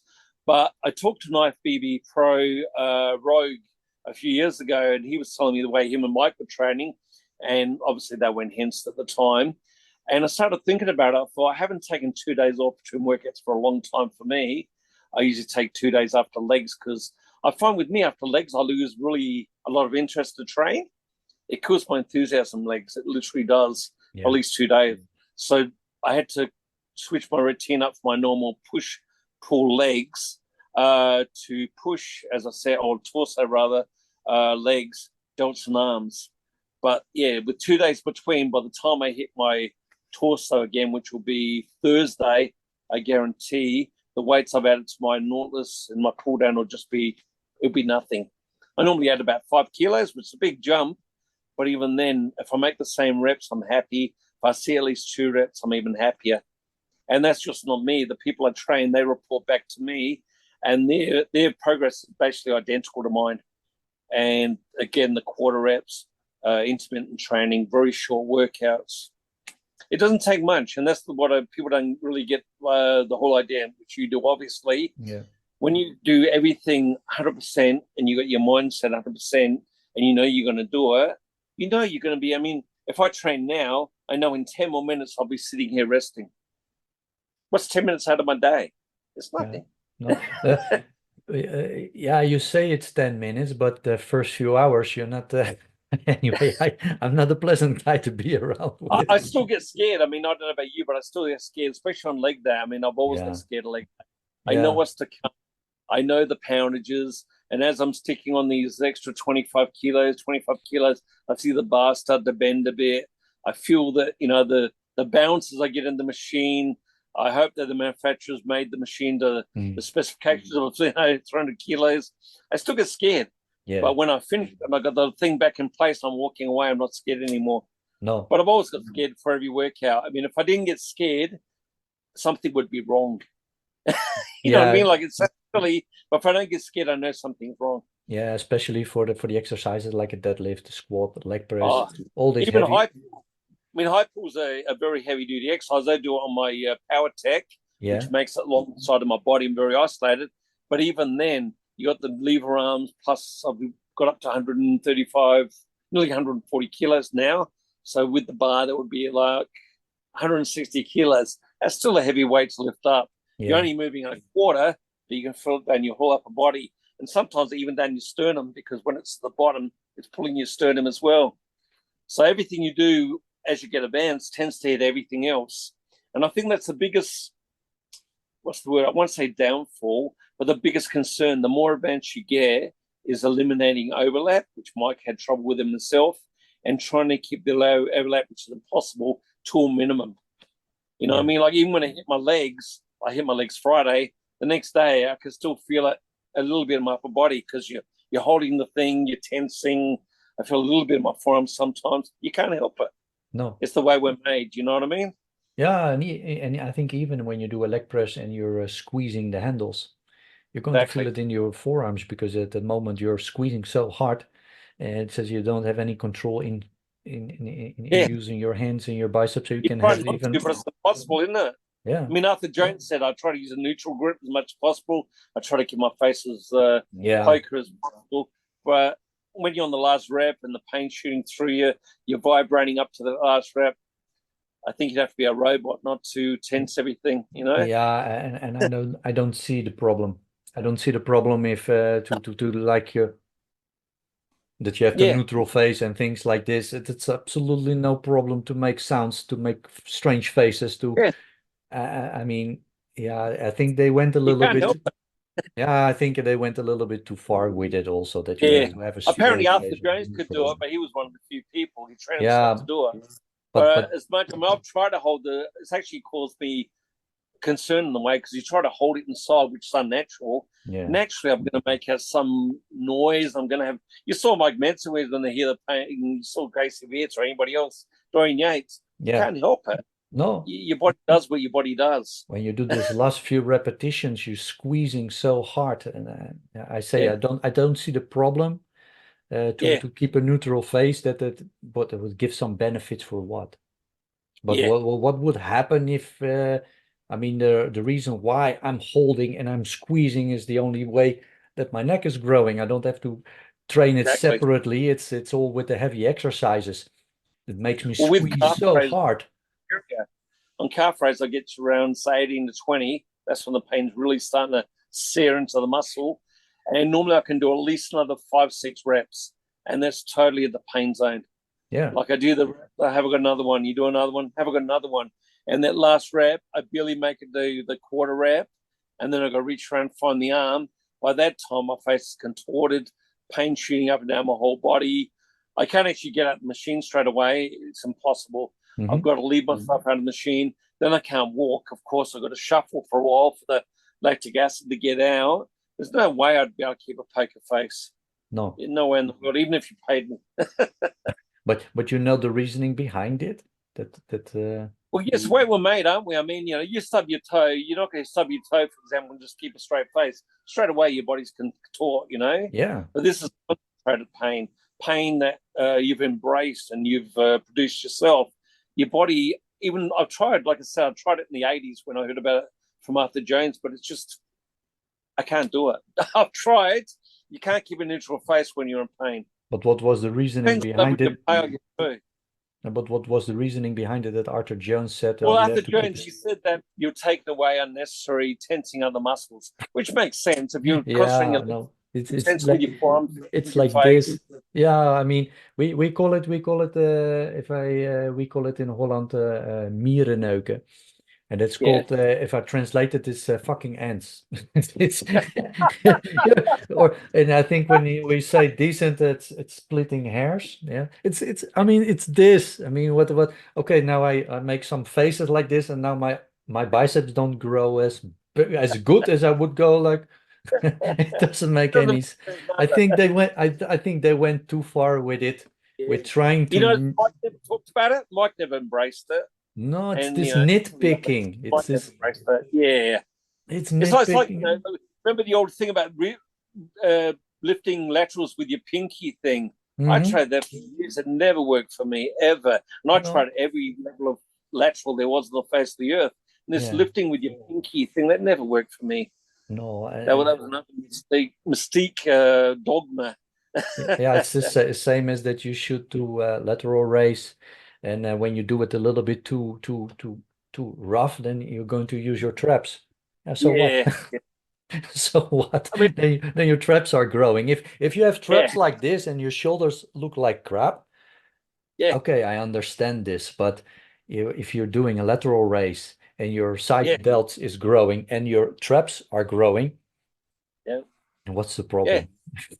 Well, with height, you can't help. I mean, as much as I focus on just pulling with my medial delts, of course, I'm using my traps, using Yeah. my forearms, using my biceps, Yeah. using my lats, using my chest indirectly, using my abs to stabilize myself, using my lower back, my legs are stabilizing me. It's a whole body exercise. Yeah. You know, Yeah. laterals, if you do them right, are a whole body exercise, unless you're seated, of course. If you're standing, it's a whole body exercise. Yeah. Indirectly, but still full body. And I understand that when you try to build your rear delts Yeah. and your traps are already enormous, your delts Yeah. are already enormous, your rhomboids are already enormous. You want to use that the least as possible. But if Yeah. they all can grow, then it doesn't matter so much how you're going to do the pull, as long as your rear delts are growing.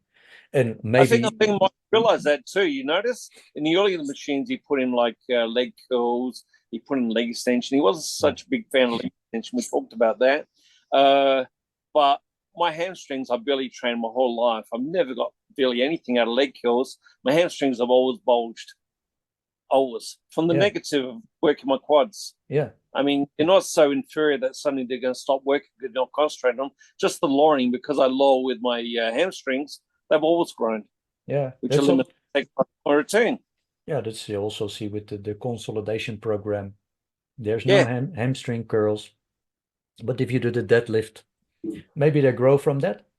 Maybe you get enough stimulus for growing. I mean, I have this also with my forearms. I never trained my forearms in my life. I did it, when I in my teens. Then I thought, okay, because it's part of the program, so you have to train it like this with the reverse curls and the wrist thingies. And some time ago, a few years ago, I made some program for other people. I tried to explain it, and I also was some forearm work in it, but they grew so idiotic that I just can't train them. So if ever I make a program for myself, there will be never ever an exercise for forearms. But if your forearms are lacking, then train them separately. And it's well, I mean, obviously you got good neurological efficiency for your forearms too, and that's with like my lats, because my first obsession, lats will always grow for me. I don't even think about my easiest workout ever. Where chest I will struggle with, but if I do a routine like my upper body, lats are the least. They're like you with the forearms. I could do very little for lats, and they stick out, and that's great because we all know our weaknesses, we all know our strengths. Obviously, forearms for you, that's great.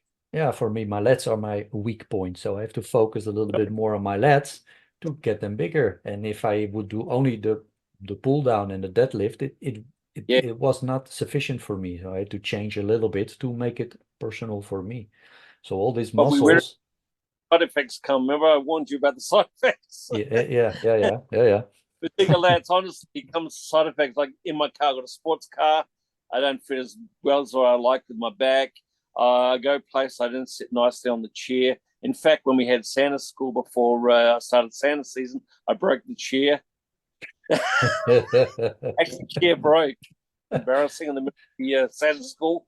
But yeah, with every plus comes a minus. I mean, you remember dog crap, the dog crap training? Yeah, Van Dante Trudel. Yeah. He said every time he cracked 280 pounds, he got to 300, he had trouble. So he tries to keep around 275, 280. And he said one time when he got to 300, he went to a fair. And he said wherever he went, he had to sit down because his feet were killing him. Yeah. So for every positive, there's a negative, of course. Yeah. So he tries to keep it to 285. He reckons that's for him to get around. With me, if I get to 260, then I get problems as well. So for every plus, there's always a negative. Yeah, overweight is overweight. It's just your whole skeletal, your whole build is not, it's not built for it. Training, don't you? Dog crab training, as good as it was, I befriended, his right-hand man was a guy called Inhuman. Me and him become very close. Then one day I asked him to see the form to become a client. And as soon as I saw the form, everything fell into place.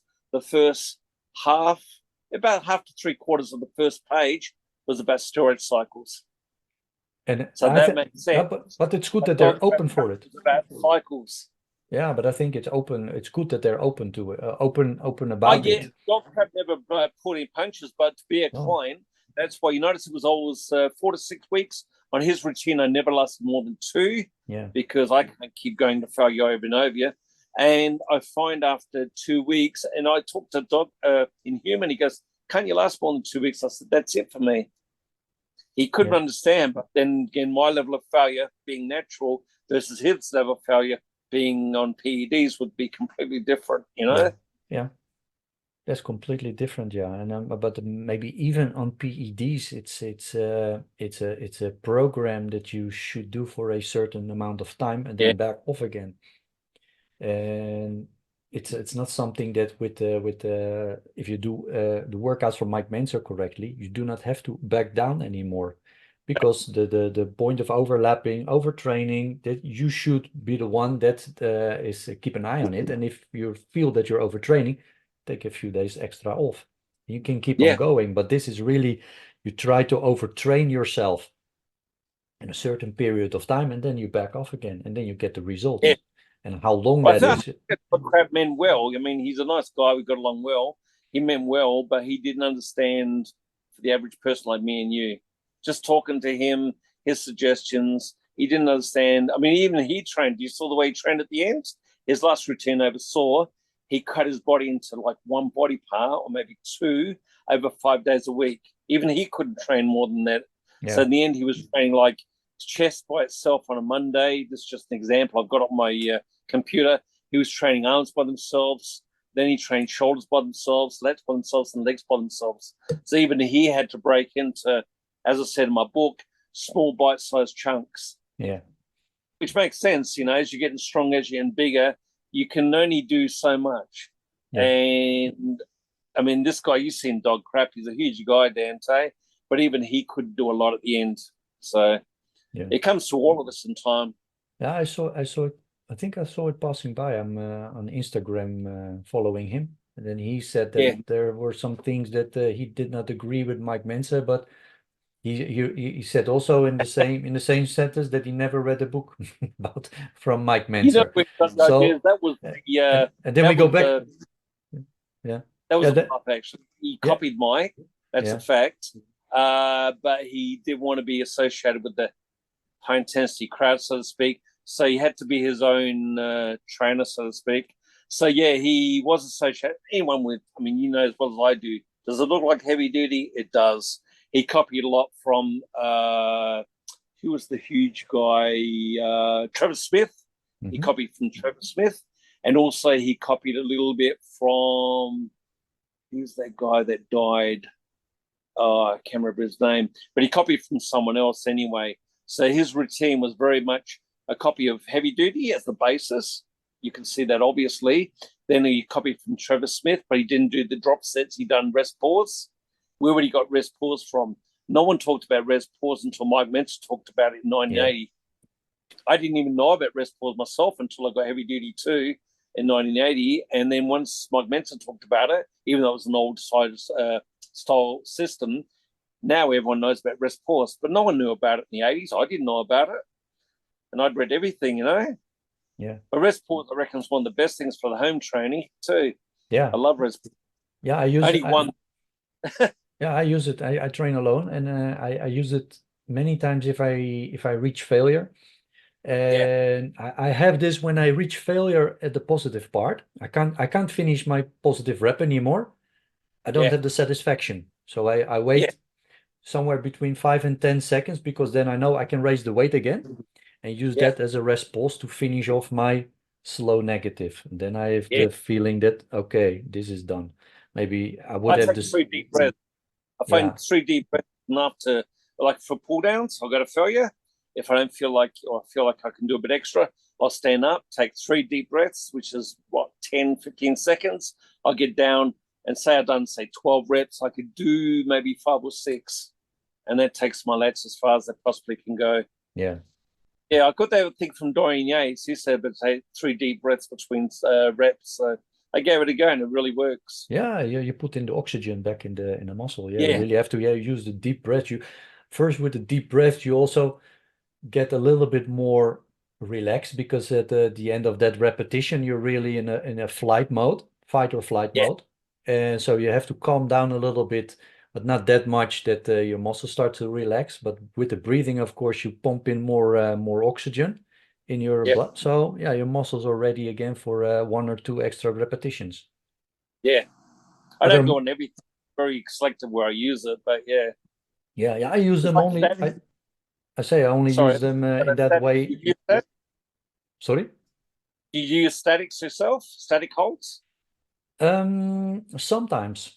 Yeah, sometimes. It depends on which exercise it is, of course. Yeah. There really has to be full tension on the muscle. Yeah. I don't like it so much with the chin up or a pull down, because that moment it's not. I think the last part of the pulling is more arms than your lats. So to hold it there, it doesn't. I did this, but it doesn't make any sense anymore in that sense. So what I would do then, maybe with the static hold, is keep it in a parallel way. That part where it's really pulling the lats, and I feel it less in my arms, and then hold it for as long as I can, and then finish off with the slow negative when I can't do it. Especially now when I do this negative only for many exercises, then it's very helpful. I start with a 2-second static hold because I created my own pullover.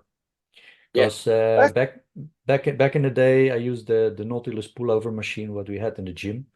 And that's really the best exercise for back. What? The blue machine? No. Different. I'm not sure anymore. I mean, we're talking about it's talking the about first 10. And then the second one. That was made more, was shorter, narrower. I found it very narrow.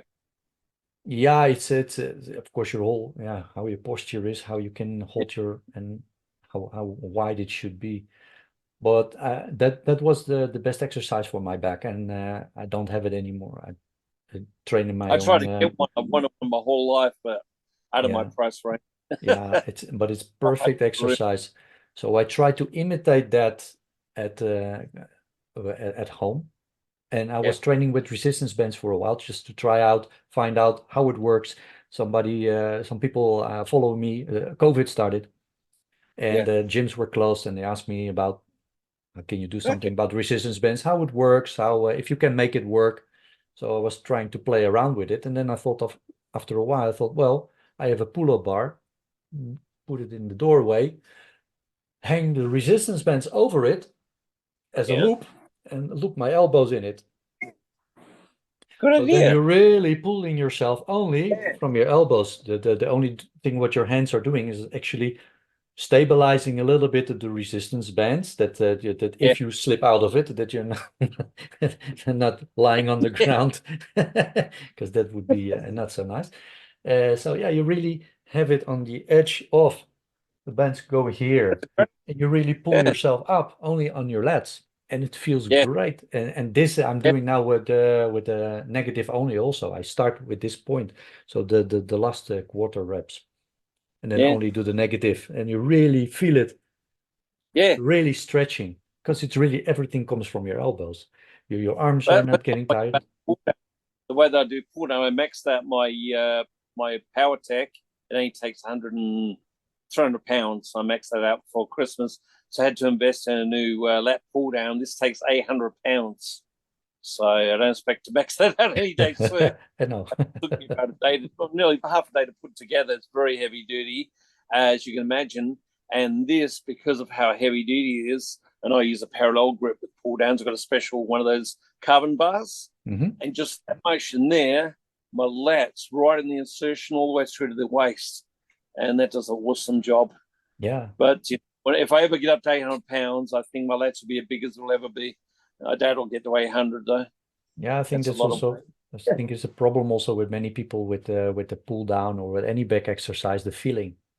Yeah, That's for me also the hardest part to get the connection between the I really, exercise and how the muscle feels. yeah, And when I yeah. do a pull up or a pull down, I never get the same experience as when I did the pullover. The Okay. pullover really feel my lats. They're really, And really you hold it pulling. for a second, 2 seconds of the contraction, or Yeah, yeah. When I did it with the pullover machine, it was always full range of motion. Squeeze yeah, it very hard and then right. release it again. But you really feel without squeezing your arms, when you really squeeze your lats and you just go up like this, you feel it, the stretch. And I never had this with a You with a pull were down Nautilus. or never. And I feel I it mean, when again I was with working for Nautilus, I was telling Ellison Darden and doing my own research because I was working for them, and they didn't want people to know this. And I don't know, it doesn't matter. It comes out now. Some of those cams were off up to 80%. I can't remember now which one it was, but a couple of the cams, at least two, were off by 80%. But the pull-out machine, which was their first machine, their best one, I used to get a guy who used to come in every Friday. For whatever reason, he used to challenge me, people were being silly. And luckily, I was beat him on that pull-out machine. But I love that machine. If I could get anything, which I probably never would now, because I'm running out of room in my gym. Plus, I've looked into, we used to have Nautilus warehouse up the road. I tried to do a deal with the guy to get the smaller Nautilus machine, and he wouldn't give me a good deal. But yeah, if I could get one machine and fit it in my gym, it would be a Nautilus pullover machine. yeah. It's the best machine ever made. Yeah, it is. Yeah, yeah, really. And it's a one of the, I mean, the when I saw this exercise and it's not the macho exercise. I mean, everybody was avoiding it somehow. And I think I Because was in the whole gym, there was a gym of 1,000 square meters and so many exercises and so many, and I saw nobody using that exercise, this machine. And I was one of the few because I followed Mike Mentzer and I saw this exercise in there, and from Dorian Yates also. I started yeah, actually high intensity training because of Dorian Yates yeah, in yeah, the early 90s. And yeah, here we never heard about Mike Mentzer, who didn't know yeah, this guy, didn't know who was Ellington Darden, we didn't know. So Mike Mentzer came, Dorian Yates came in 92, 93. And yeah. then I started training like this. And later I found on this other gym, found this pullover, started doing it, and I never felt anything like it. I just Yeah. could not duplicate the feeling that I got from the back. And my back was growing very good. And I never experienced anything like it with any other exercise.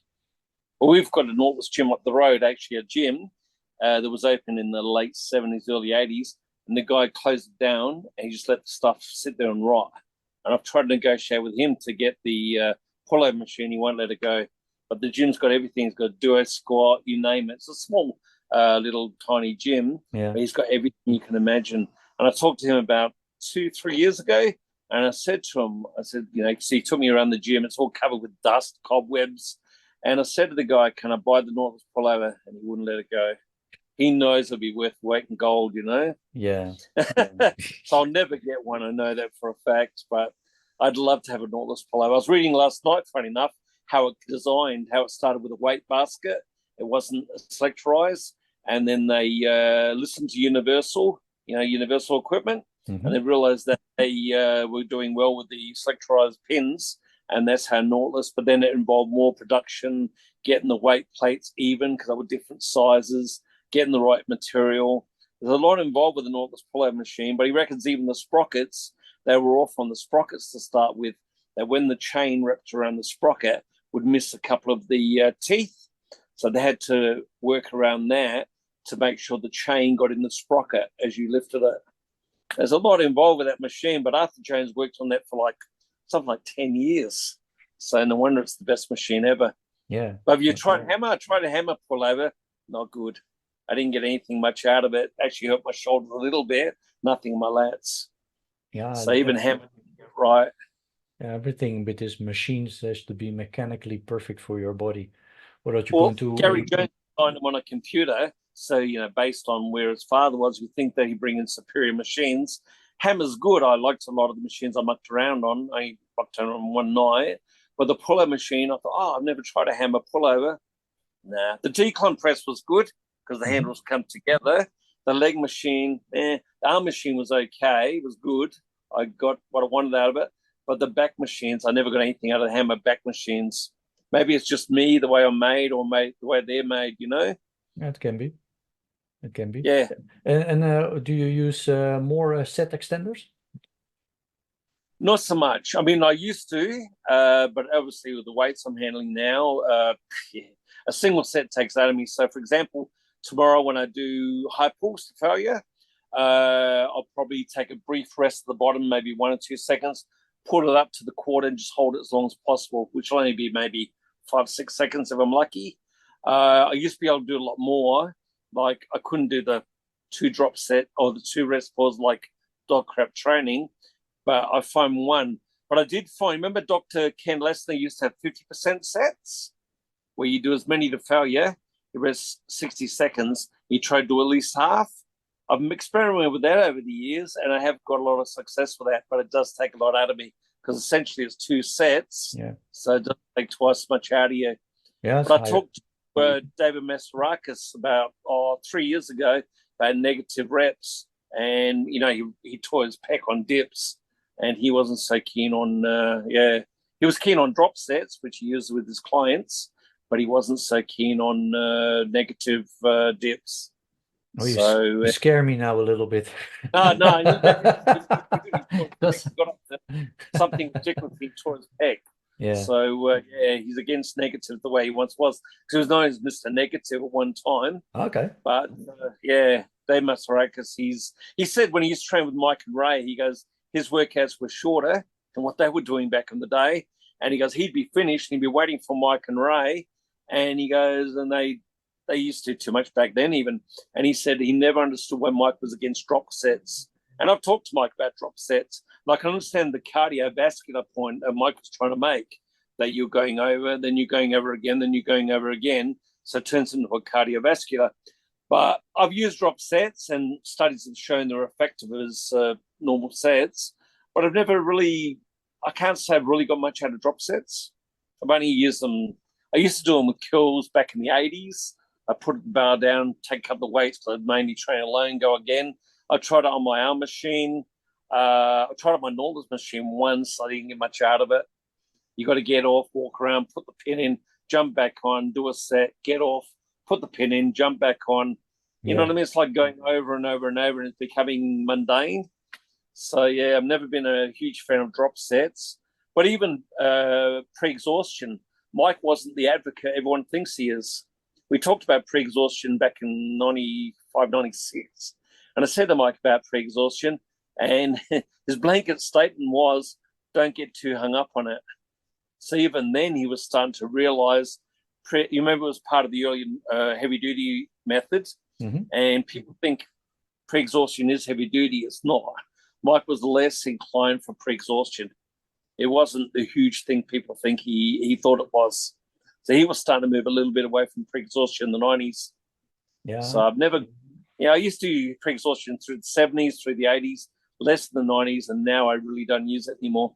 Yeah, I think confusion comes also because it was the last video what he made, was Yeah. almost all about pre-exhaustion. So it looks like that it was his final word, what he could spread, of course. So yeah, then it must be because I used it also and I liked it. But I mean, if you go to failure, Yeah.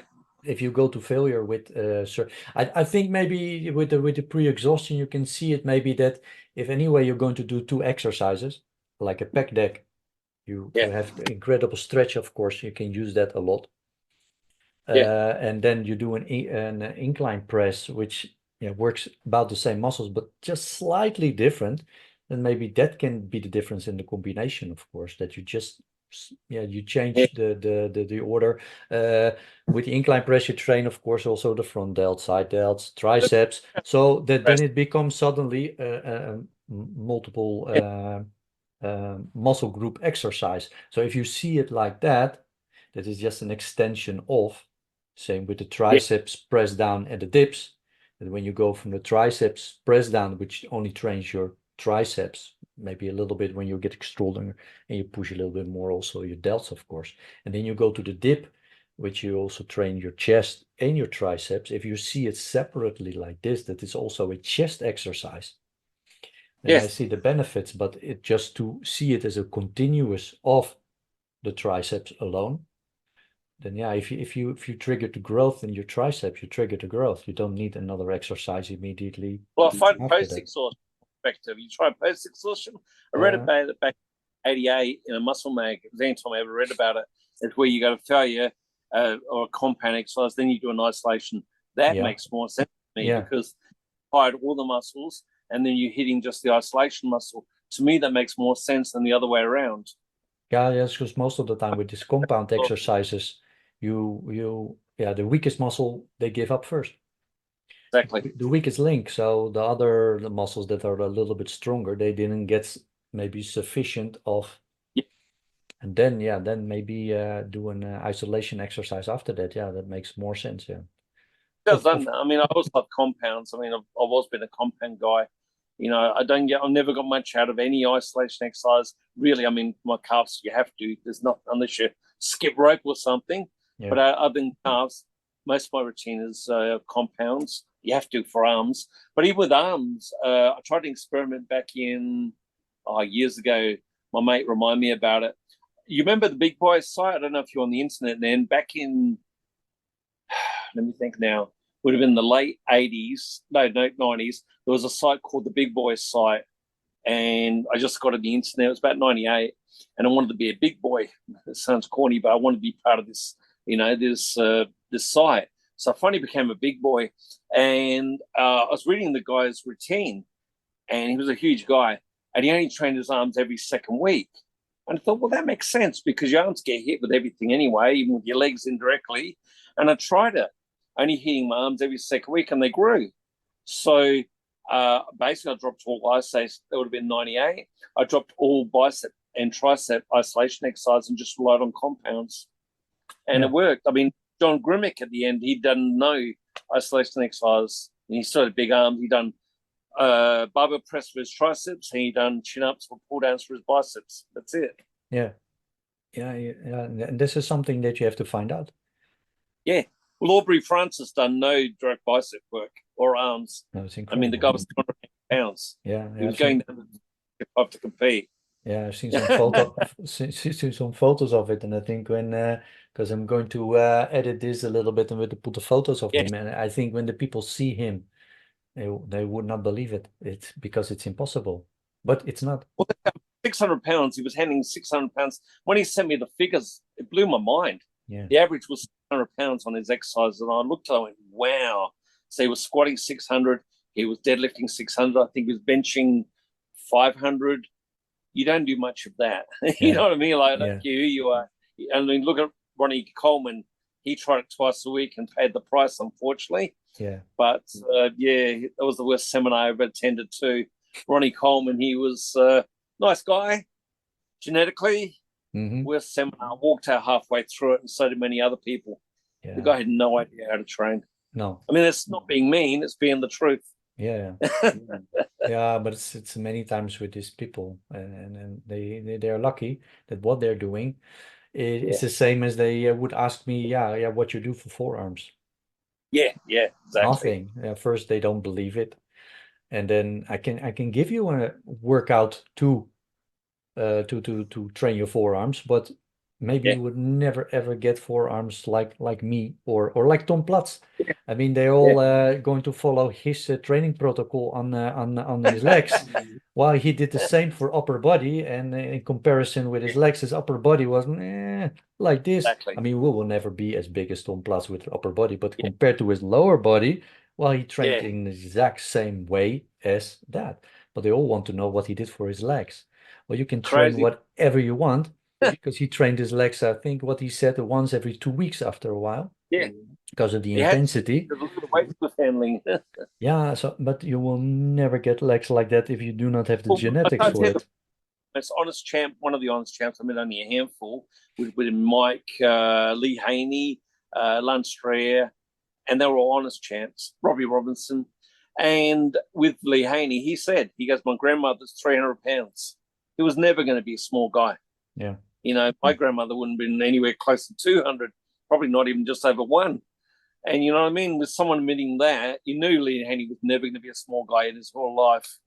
And No. even now, I don't know how much he trains now, but he's still a pretty big guy. Yeah. I saw him a while ago. He's a really nice guy too. Actually, surprising, he remembered me. He wrote to me a while ago. And, wow, I met him back in maybe 83, 84.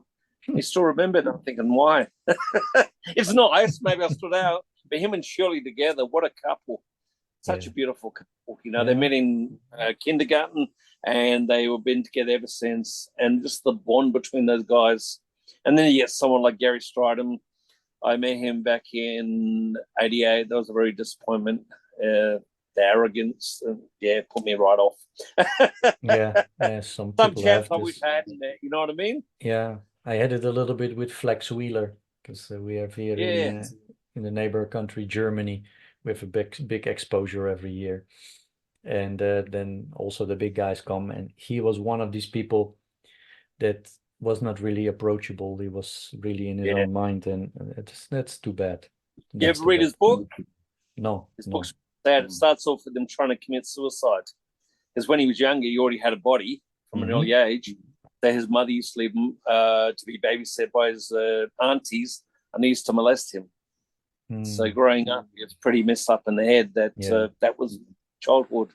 So I kind of like feel for the guy, but on the other hand, the champs. I mean, Paul Dillett when he flexed a bicep for me, he put his arm around me and I disappeared. I was about what was I 180? I was about 80 kilos at the time, and he put his arm around me. I just disappeared. But yeah, yeah, a bit arrogant. Lance Trier was really nice, down to earth.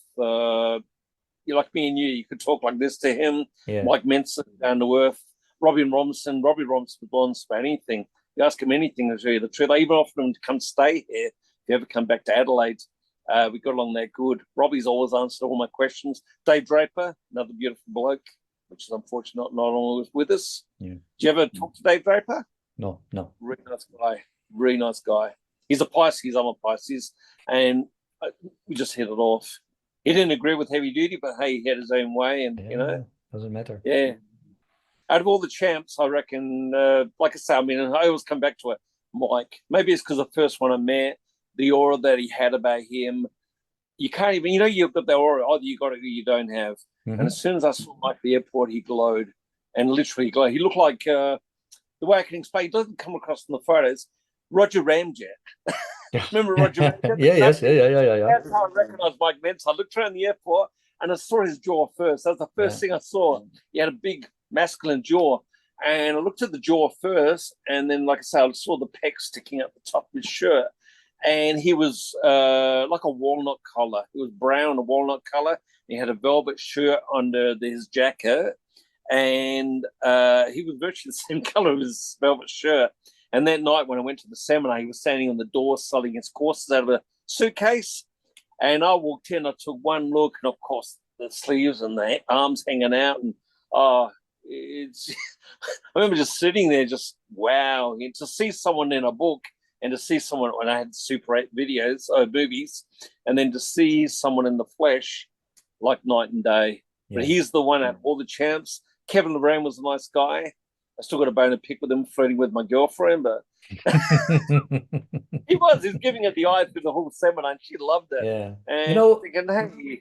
yeah. And Mike Christian also, you know Mike Christian? He's a nice guy. Oh yeah, I met him a few times in Germany then. So nice guy. And you see, so enthusiastic, so happy, and so always smile on his face. So approachable.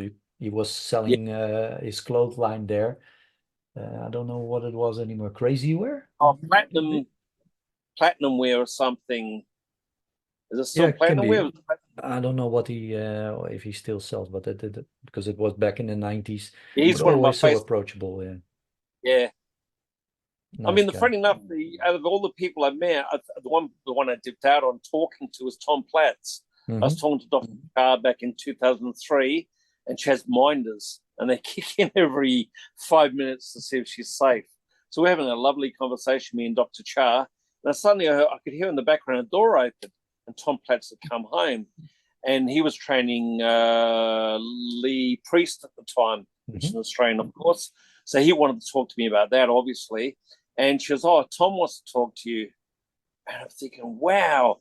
And I turned around, and my ex-wife wanted to go shopping. And I looked at her, and she's like speeding me. And to say no to Tom Platz was one of the hardest decisions ever.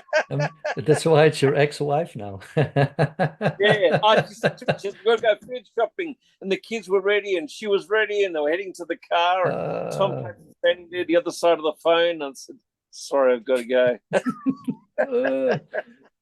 What a regret. Certainly. Yeah. I wonder what we would have talked about. I mean, it would have been Lee Priest, because she was asking me how people see Lee Priest here in Australia. I mean, obviously, he's like our icon. Yeah. You see the size of his arms and so on. And he's a down-to-earth bloke. And he was training at the time, so he probably wanted to talk to me how you're perceived here in Australia.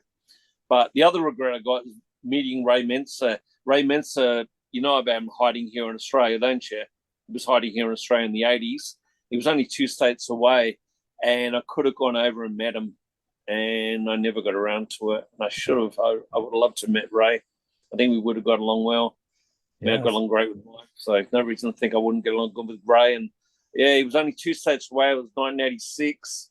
I was already thinking about it. I knew where he was staying. I didn't go. But that's the year I saw Matt Mendenhall. Oh, my God. You've never seen genetics till you see Matt Mendenhall. The guy had everything, absolute everything, head to toe.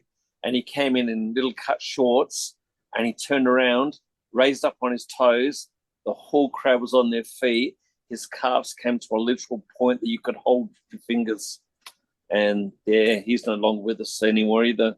He was a great bloke, but what he didn't have wasn't worth having. But his body couldn't handle the PEDs. So yeah, not everyone can, I suppose. No, it's too bad. Yeah, maybe also the health problems what were in the family.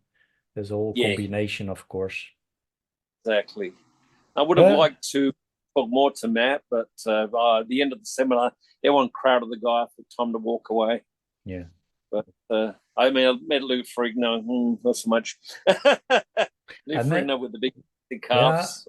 Yeah, I met him also when he was with the WBF. When he came back, and he was by. That's when he has calf implants. Sorry. Did he have his calf implants at the time? I think so. He was huge.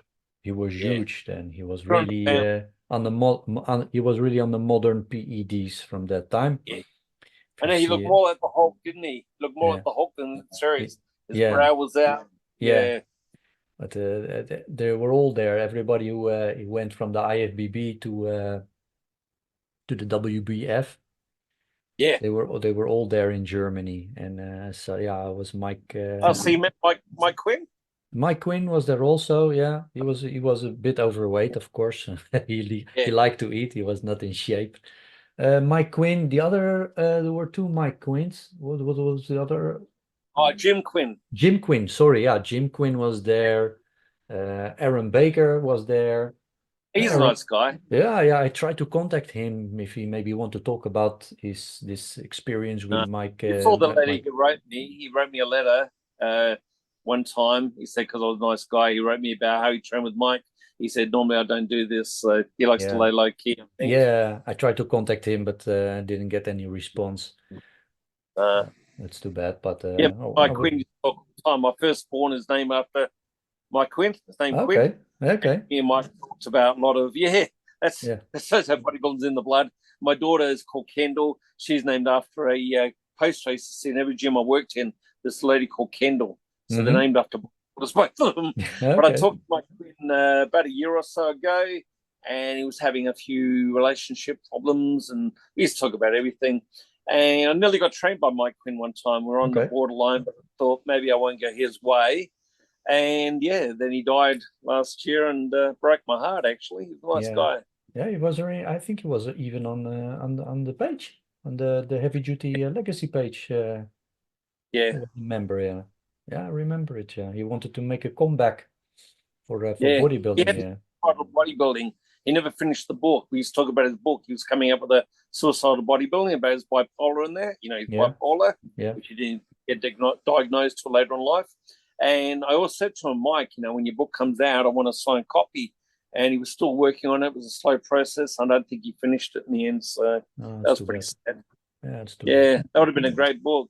Yeah, yeah. I think so. Yeah, because he was a nice guy. He was very open, very Oh, social, down to very earth. all over the Had place. no But ego. You know? yeah, He was like me and you. He was down to earth. You could talk to him. He was honest. He didn't pull any punches, Mike. And the stuff we used to talk about, which isn't like just bodybuilding, we talk about relationships. We talk about personal problems. David Dirth is another one. David yeah, Dirth was a great bloke. Me and him talk about literally everything, including the problems you have going to the toilet to be yeah. And yeah, he dropped dead too, unfortunately. So yeah. David was great. Like we talk about everything virtually not every day, but about at least on average every second, third day. Okay. So yeah, he was a nice guy. And he believed in very short. He gained great under Mike's tutelage as well, Yeah, as you would know. Yeah, yeah, yeah. I read about it. Yeah, and Lila Brada. I little contacted brother. Lee. Yeah, I I met contacted Lee. Lee. Yeah, Yeah, I he know. took some When they things. bought Yeah. camp over, I walked in the room. I couldn't find Lee. I mean, that's not being mean. I Hmm. walked in the seminar. I looked around. I couldn't find Lee. He was in the corner, and because I'm used to the huge champs, you know, no, Yeah. there's Lee in the corner, but in proportion. But yeah, he He was. looked incredible, and his posing was always on point. Yeah, I mean, when I did my I, competitions, then I took him as a lead, him, Bob Paris, but especially Lila Brada. This timing, yeah, what he had with the posing and the poses that I yeah, only thing when I looked at him, I thought his head is a little bit too big for his body. yeah. It was, That's true. yeah, but it was really, he looked really incredible that he took every time No, second after Lee Haney. That's incredible. That says something about yeah. you. The fact he compete against Lee Haney, I mean, you know, Yeah, he yeah, was yeah. a I met Richard Kaspari back in '87. That was a bit of an embarrassing thing. I went to a seminar Hmm. and he talks for the first half and posed for the second half. And in the interim, you get, like Mike Mentzer's seminar, you got free food and drinks. I was lining up to get food. I was really hungry. And someone tried to push behind me. So I gave him a little bit of a jab. They kept trying to push. So I gave him a really hard jab in the ribs, turned around. It's Richard Kaspari. Got it right in the ribs. He goes, "Can I get through?" And oh, sorry. He took it well, but you know, second best in the world, and there's me beating him up. I, I think I pissed him off on this expo in Germany because he was Really? yeah, he has his own supplement line. Yeah, as far as So supplements. yeah, so there was also of course this pots of pills to boost your testosterone. Yeah. So I asked him if it really worked, and he didn't like the question. He was pissed off. Of course, it works, or else I don't sell it. And he went away. Yeah. Well, I was just wanted to ask him, yeah, how it works and this. But first thing, what I ask if it works. And of course, we all know that it raises your testosterone, but it doesn't do anything for muscle building. Of course, it just doesn't work like this. And he knew this, so he went away. Anyway, I went on a Doesn't, photo with him. But I doesn't think take much to for some champs, does it? Yeah, but it's our mentality in the Netherlands. We're asking straight to the point. We don't sugarcoat things. Try to be Well, polite, but Gary Stridham. Gary Stridham was hated in South Africa. uh-huh. Yeah, you remember I trained that Kevin, who owns the Heavy Duty Gym in Africa. Yeah. Remember, Yeah. 78 Yeah. guy put 5 kilos on him and 2 kilos on his wife. I was talking to him about Gary Stridham because he comes from there, and I met Gary back in '88. And I go, "How's he?" Goes, "Everyone hates Gary." And I said, "Really?" He goes, "Yeah, his ego." Okay, I kept away from that. And then I had a run in with Barry DeMay. Yeah. Barry DeMay had a book out. I thought, I'll give it a go. So I brought it. It was a money back guarantee. I read it, got nothing out of it. So I asked him for the money back. So instead of just giving me the money back, he gave me a backhander. He said, "Oh, when you learn about training," I said, "I've been training longer than you." He didn't like that very much. So, yeah, that was my run with Barry DeMay. He eventually gave my money back, but it took about a week. Yeah, I met him a few times. I also met Barry a few times the gym where I was training because at a certain point he was selling supplements. He was in the supplement, and so he came there to bring his supply for the gym and so. But yeah, he's a nice guy. But yeah, great genetics. When he was 19 years old, he was already big. Yeah, and so he has a great genetic. He has his own gym now. I think he's a personal trainer now. He has his own location because he used to be also a photographer for bodybuilding contests and things like this. Yeah. He did a whole course.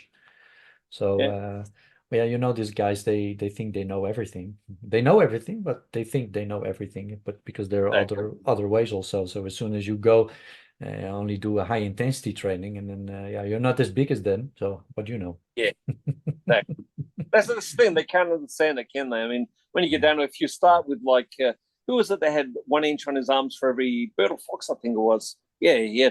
For every year he grew, he had 1 inch extra inch on his arms. Yeah. How could you possibly relate to someone like me that started with 10-inch arms? Took me years to get to 16, years to get to 17. Yeah. You couldn't relate to that. Not a fit. No. And even if you gained all that as quickly, if he starts already with 15-inch arms, then I mean he only has to build 5 inches more and he has 20-inch arms. And when you start with 10 and you have 5, you have 15. You still don't know anything because your arms are small, but while you grew exactly the same way. Yeah. And this is the confusion. When I was growing up, 20s, I remember I got 14-inch arms. I think, wow, 4 inches bigger than what I started. That was huge, 4 inches. And then my calves were bordering on 15 around my 20s. I'm thinking, wow, 5 inches on my calves. But then when you think later on in life, Mike Mentzer, as I said, getting back to Mike Mentzer, he had 16 when he was 16 inch arms when he was 16. So he got 2.5 inches on his arms, which were massive. So you work in perspective, you know what I mean? Like 2.5 inches doesn't much, but it's a lot for those because they're already huge anyway. Yeah. But for us, that's like another world. Yeah. I mean, I don't think I'll ever get 18.5-inch arms. I've seen 18.5-inch arms, but the guy was pretty big. He used to want to arm wrestle me. I used to beat him, luckily, but he never talked to me again. He used to go to the nightclub and show off his arms. They were massive. He was a endomorph, and he was built like Mike Quinn. Actually, had a small head, massive body, massive legs, and he used to want to challenge me for whatever reason. One night he came up to me and he goes, 18.5-inch arms, and mine were 14 at the time. He goes, "I want to arm wrestle you." I said, "Okay." And I know the secret with arm wrestling, the static strength. You know about that? You hold the static and it gets away, you go further. And I beat him. He held his arm. He walked away. He never talked to me again. Ever. Oh, well. The ego of some people. Kevin, I really want to thank you for this talk. And we really have to do it one more time. Yeah, for sure. Yeah. And maybe even with somebody else that we are going to connect everything together. Okay. Yeah, for sure. Have a nice You. conversation. Enjoyed it. It's good to talk to someone that the same things as me. Yeah, certainly. Yeah, because we're going to talk to, maybe on the internet, something, a little bit of a chat, but you can't have a real conversation about all these things. So thank you very much. Thank you. And have a nice day still. Thanks, Sam. You take care. Okay. Bye-bye. Bye-bye.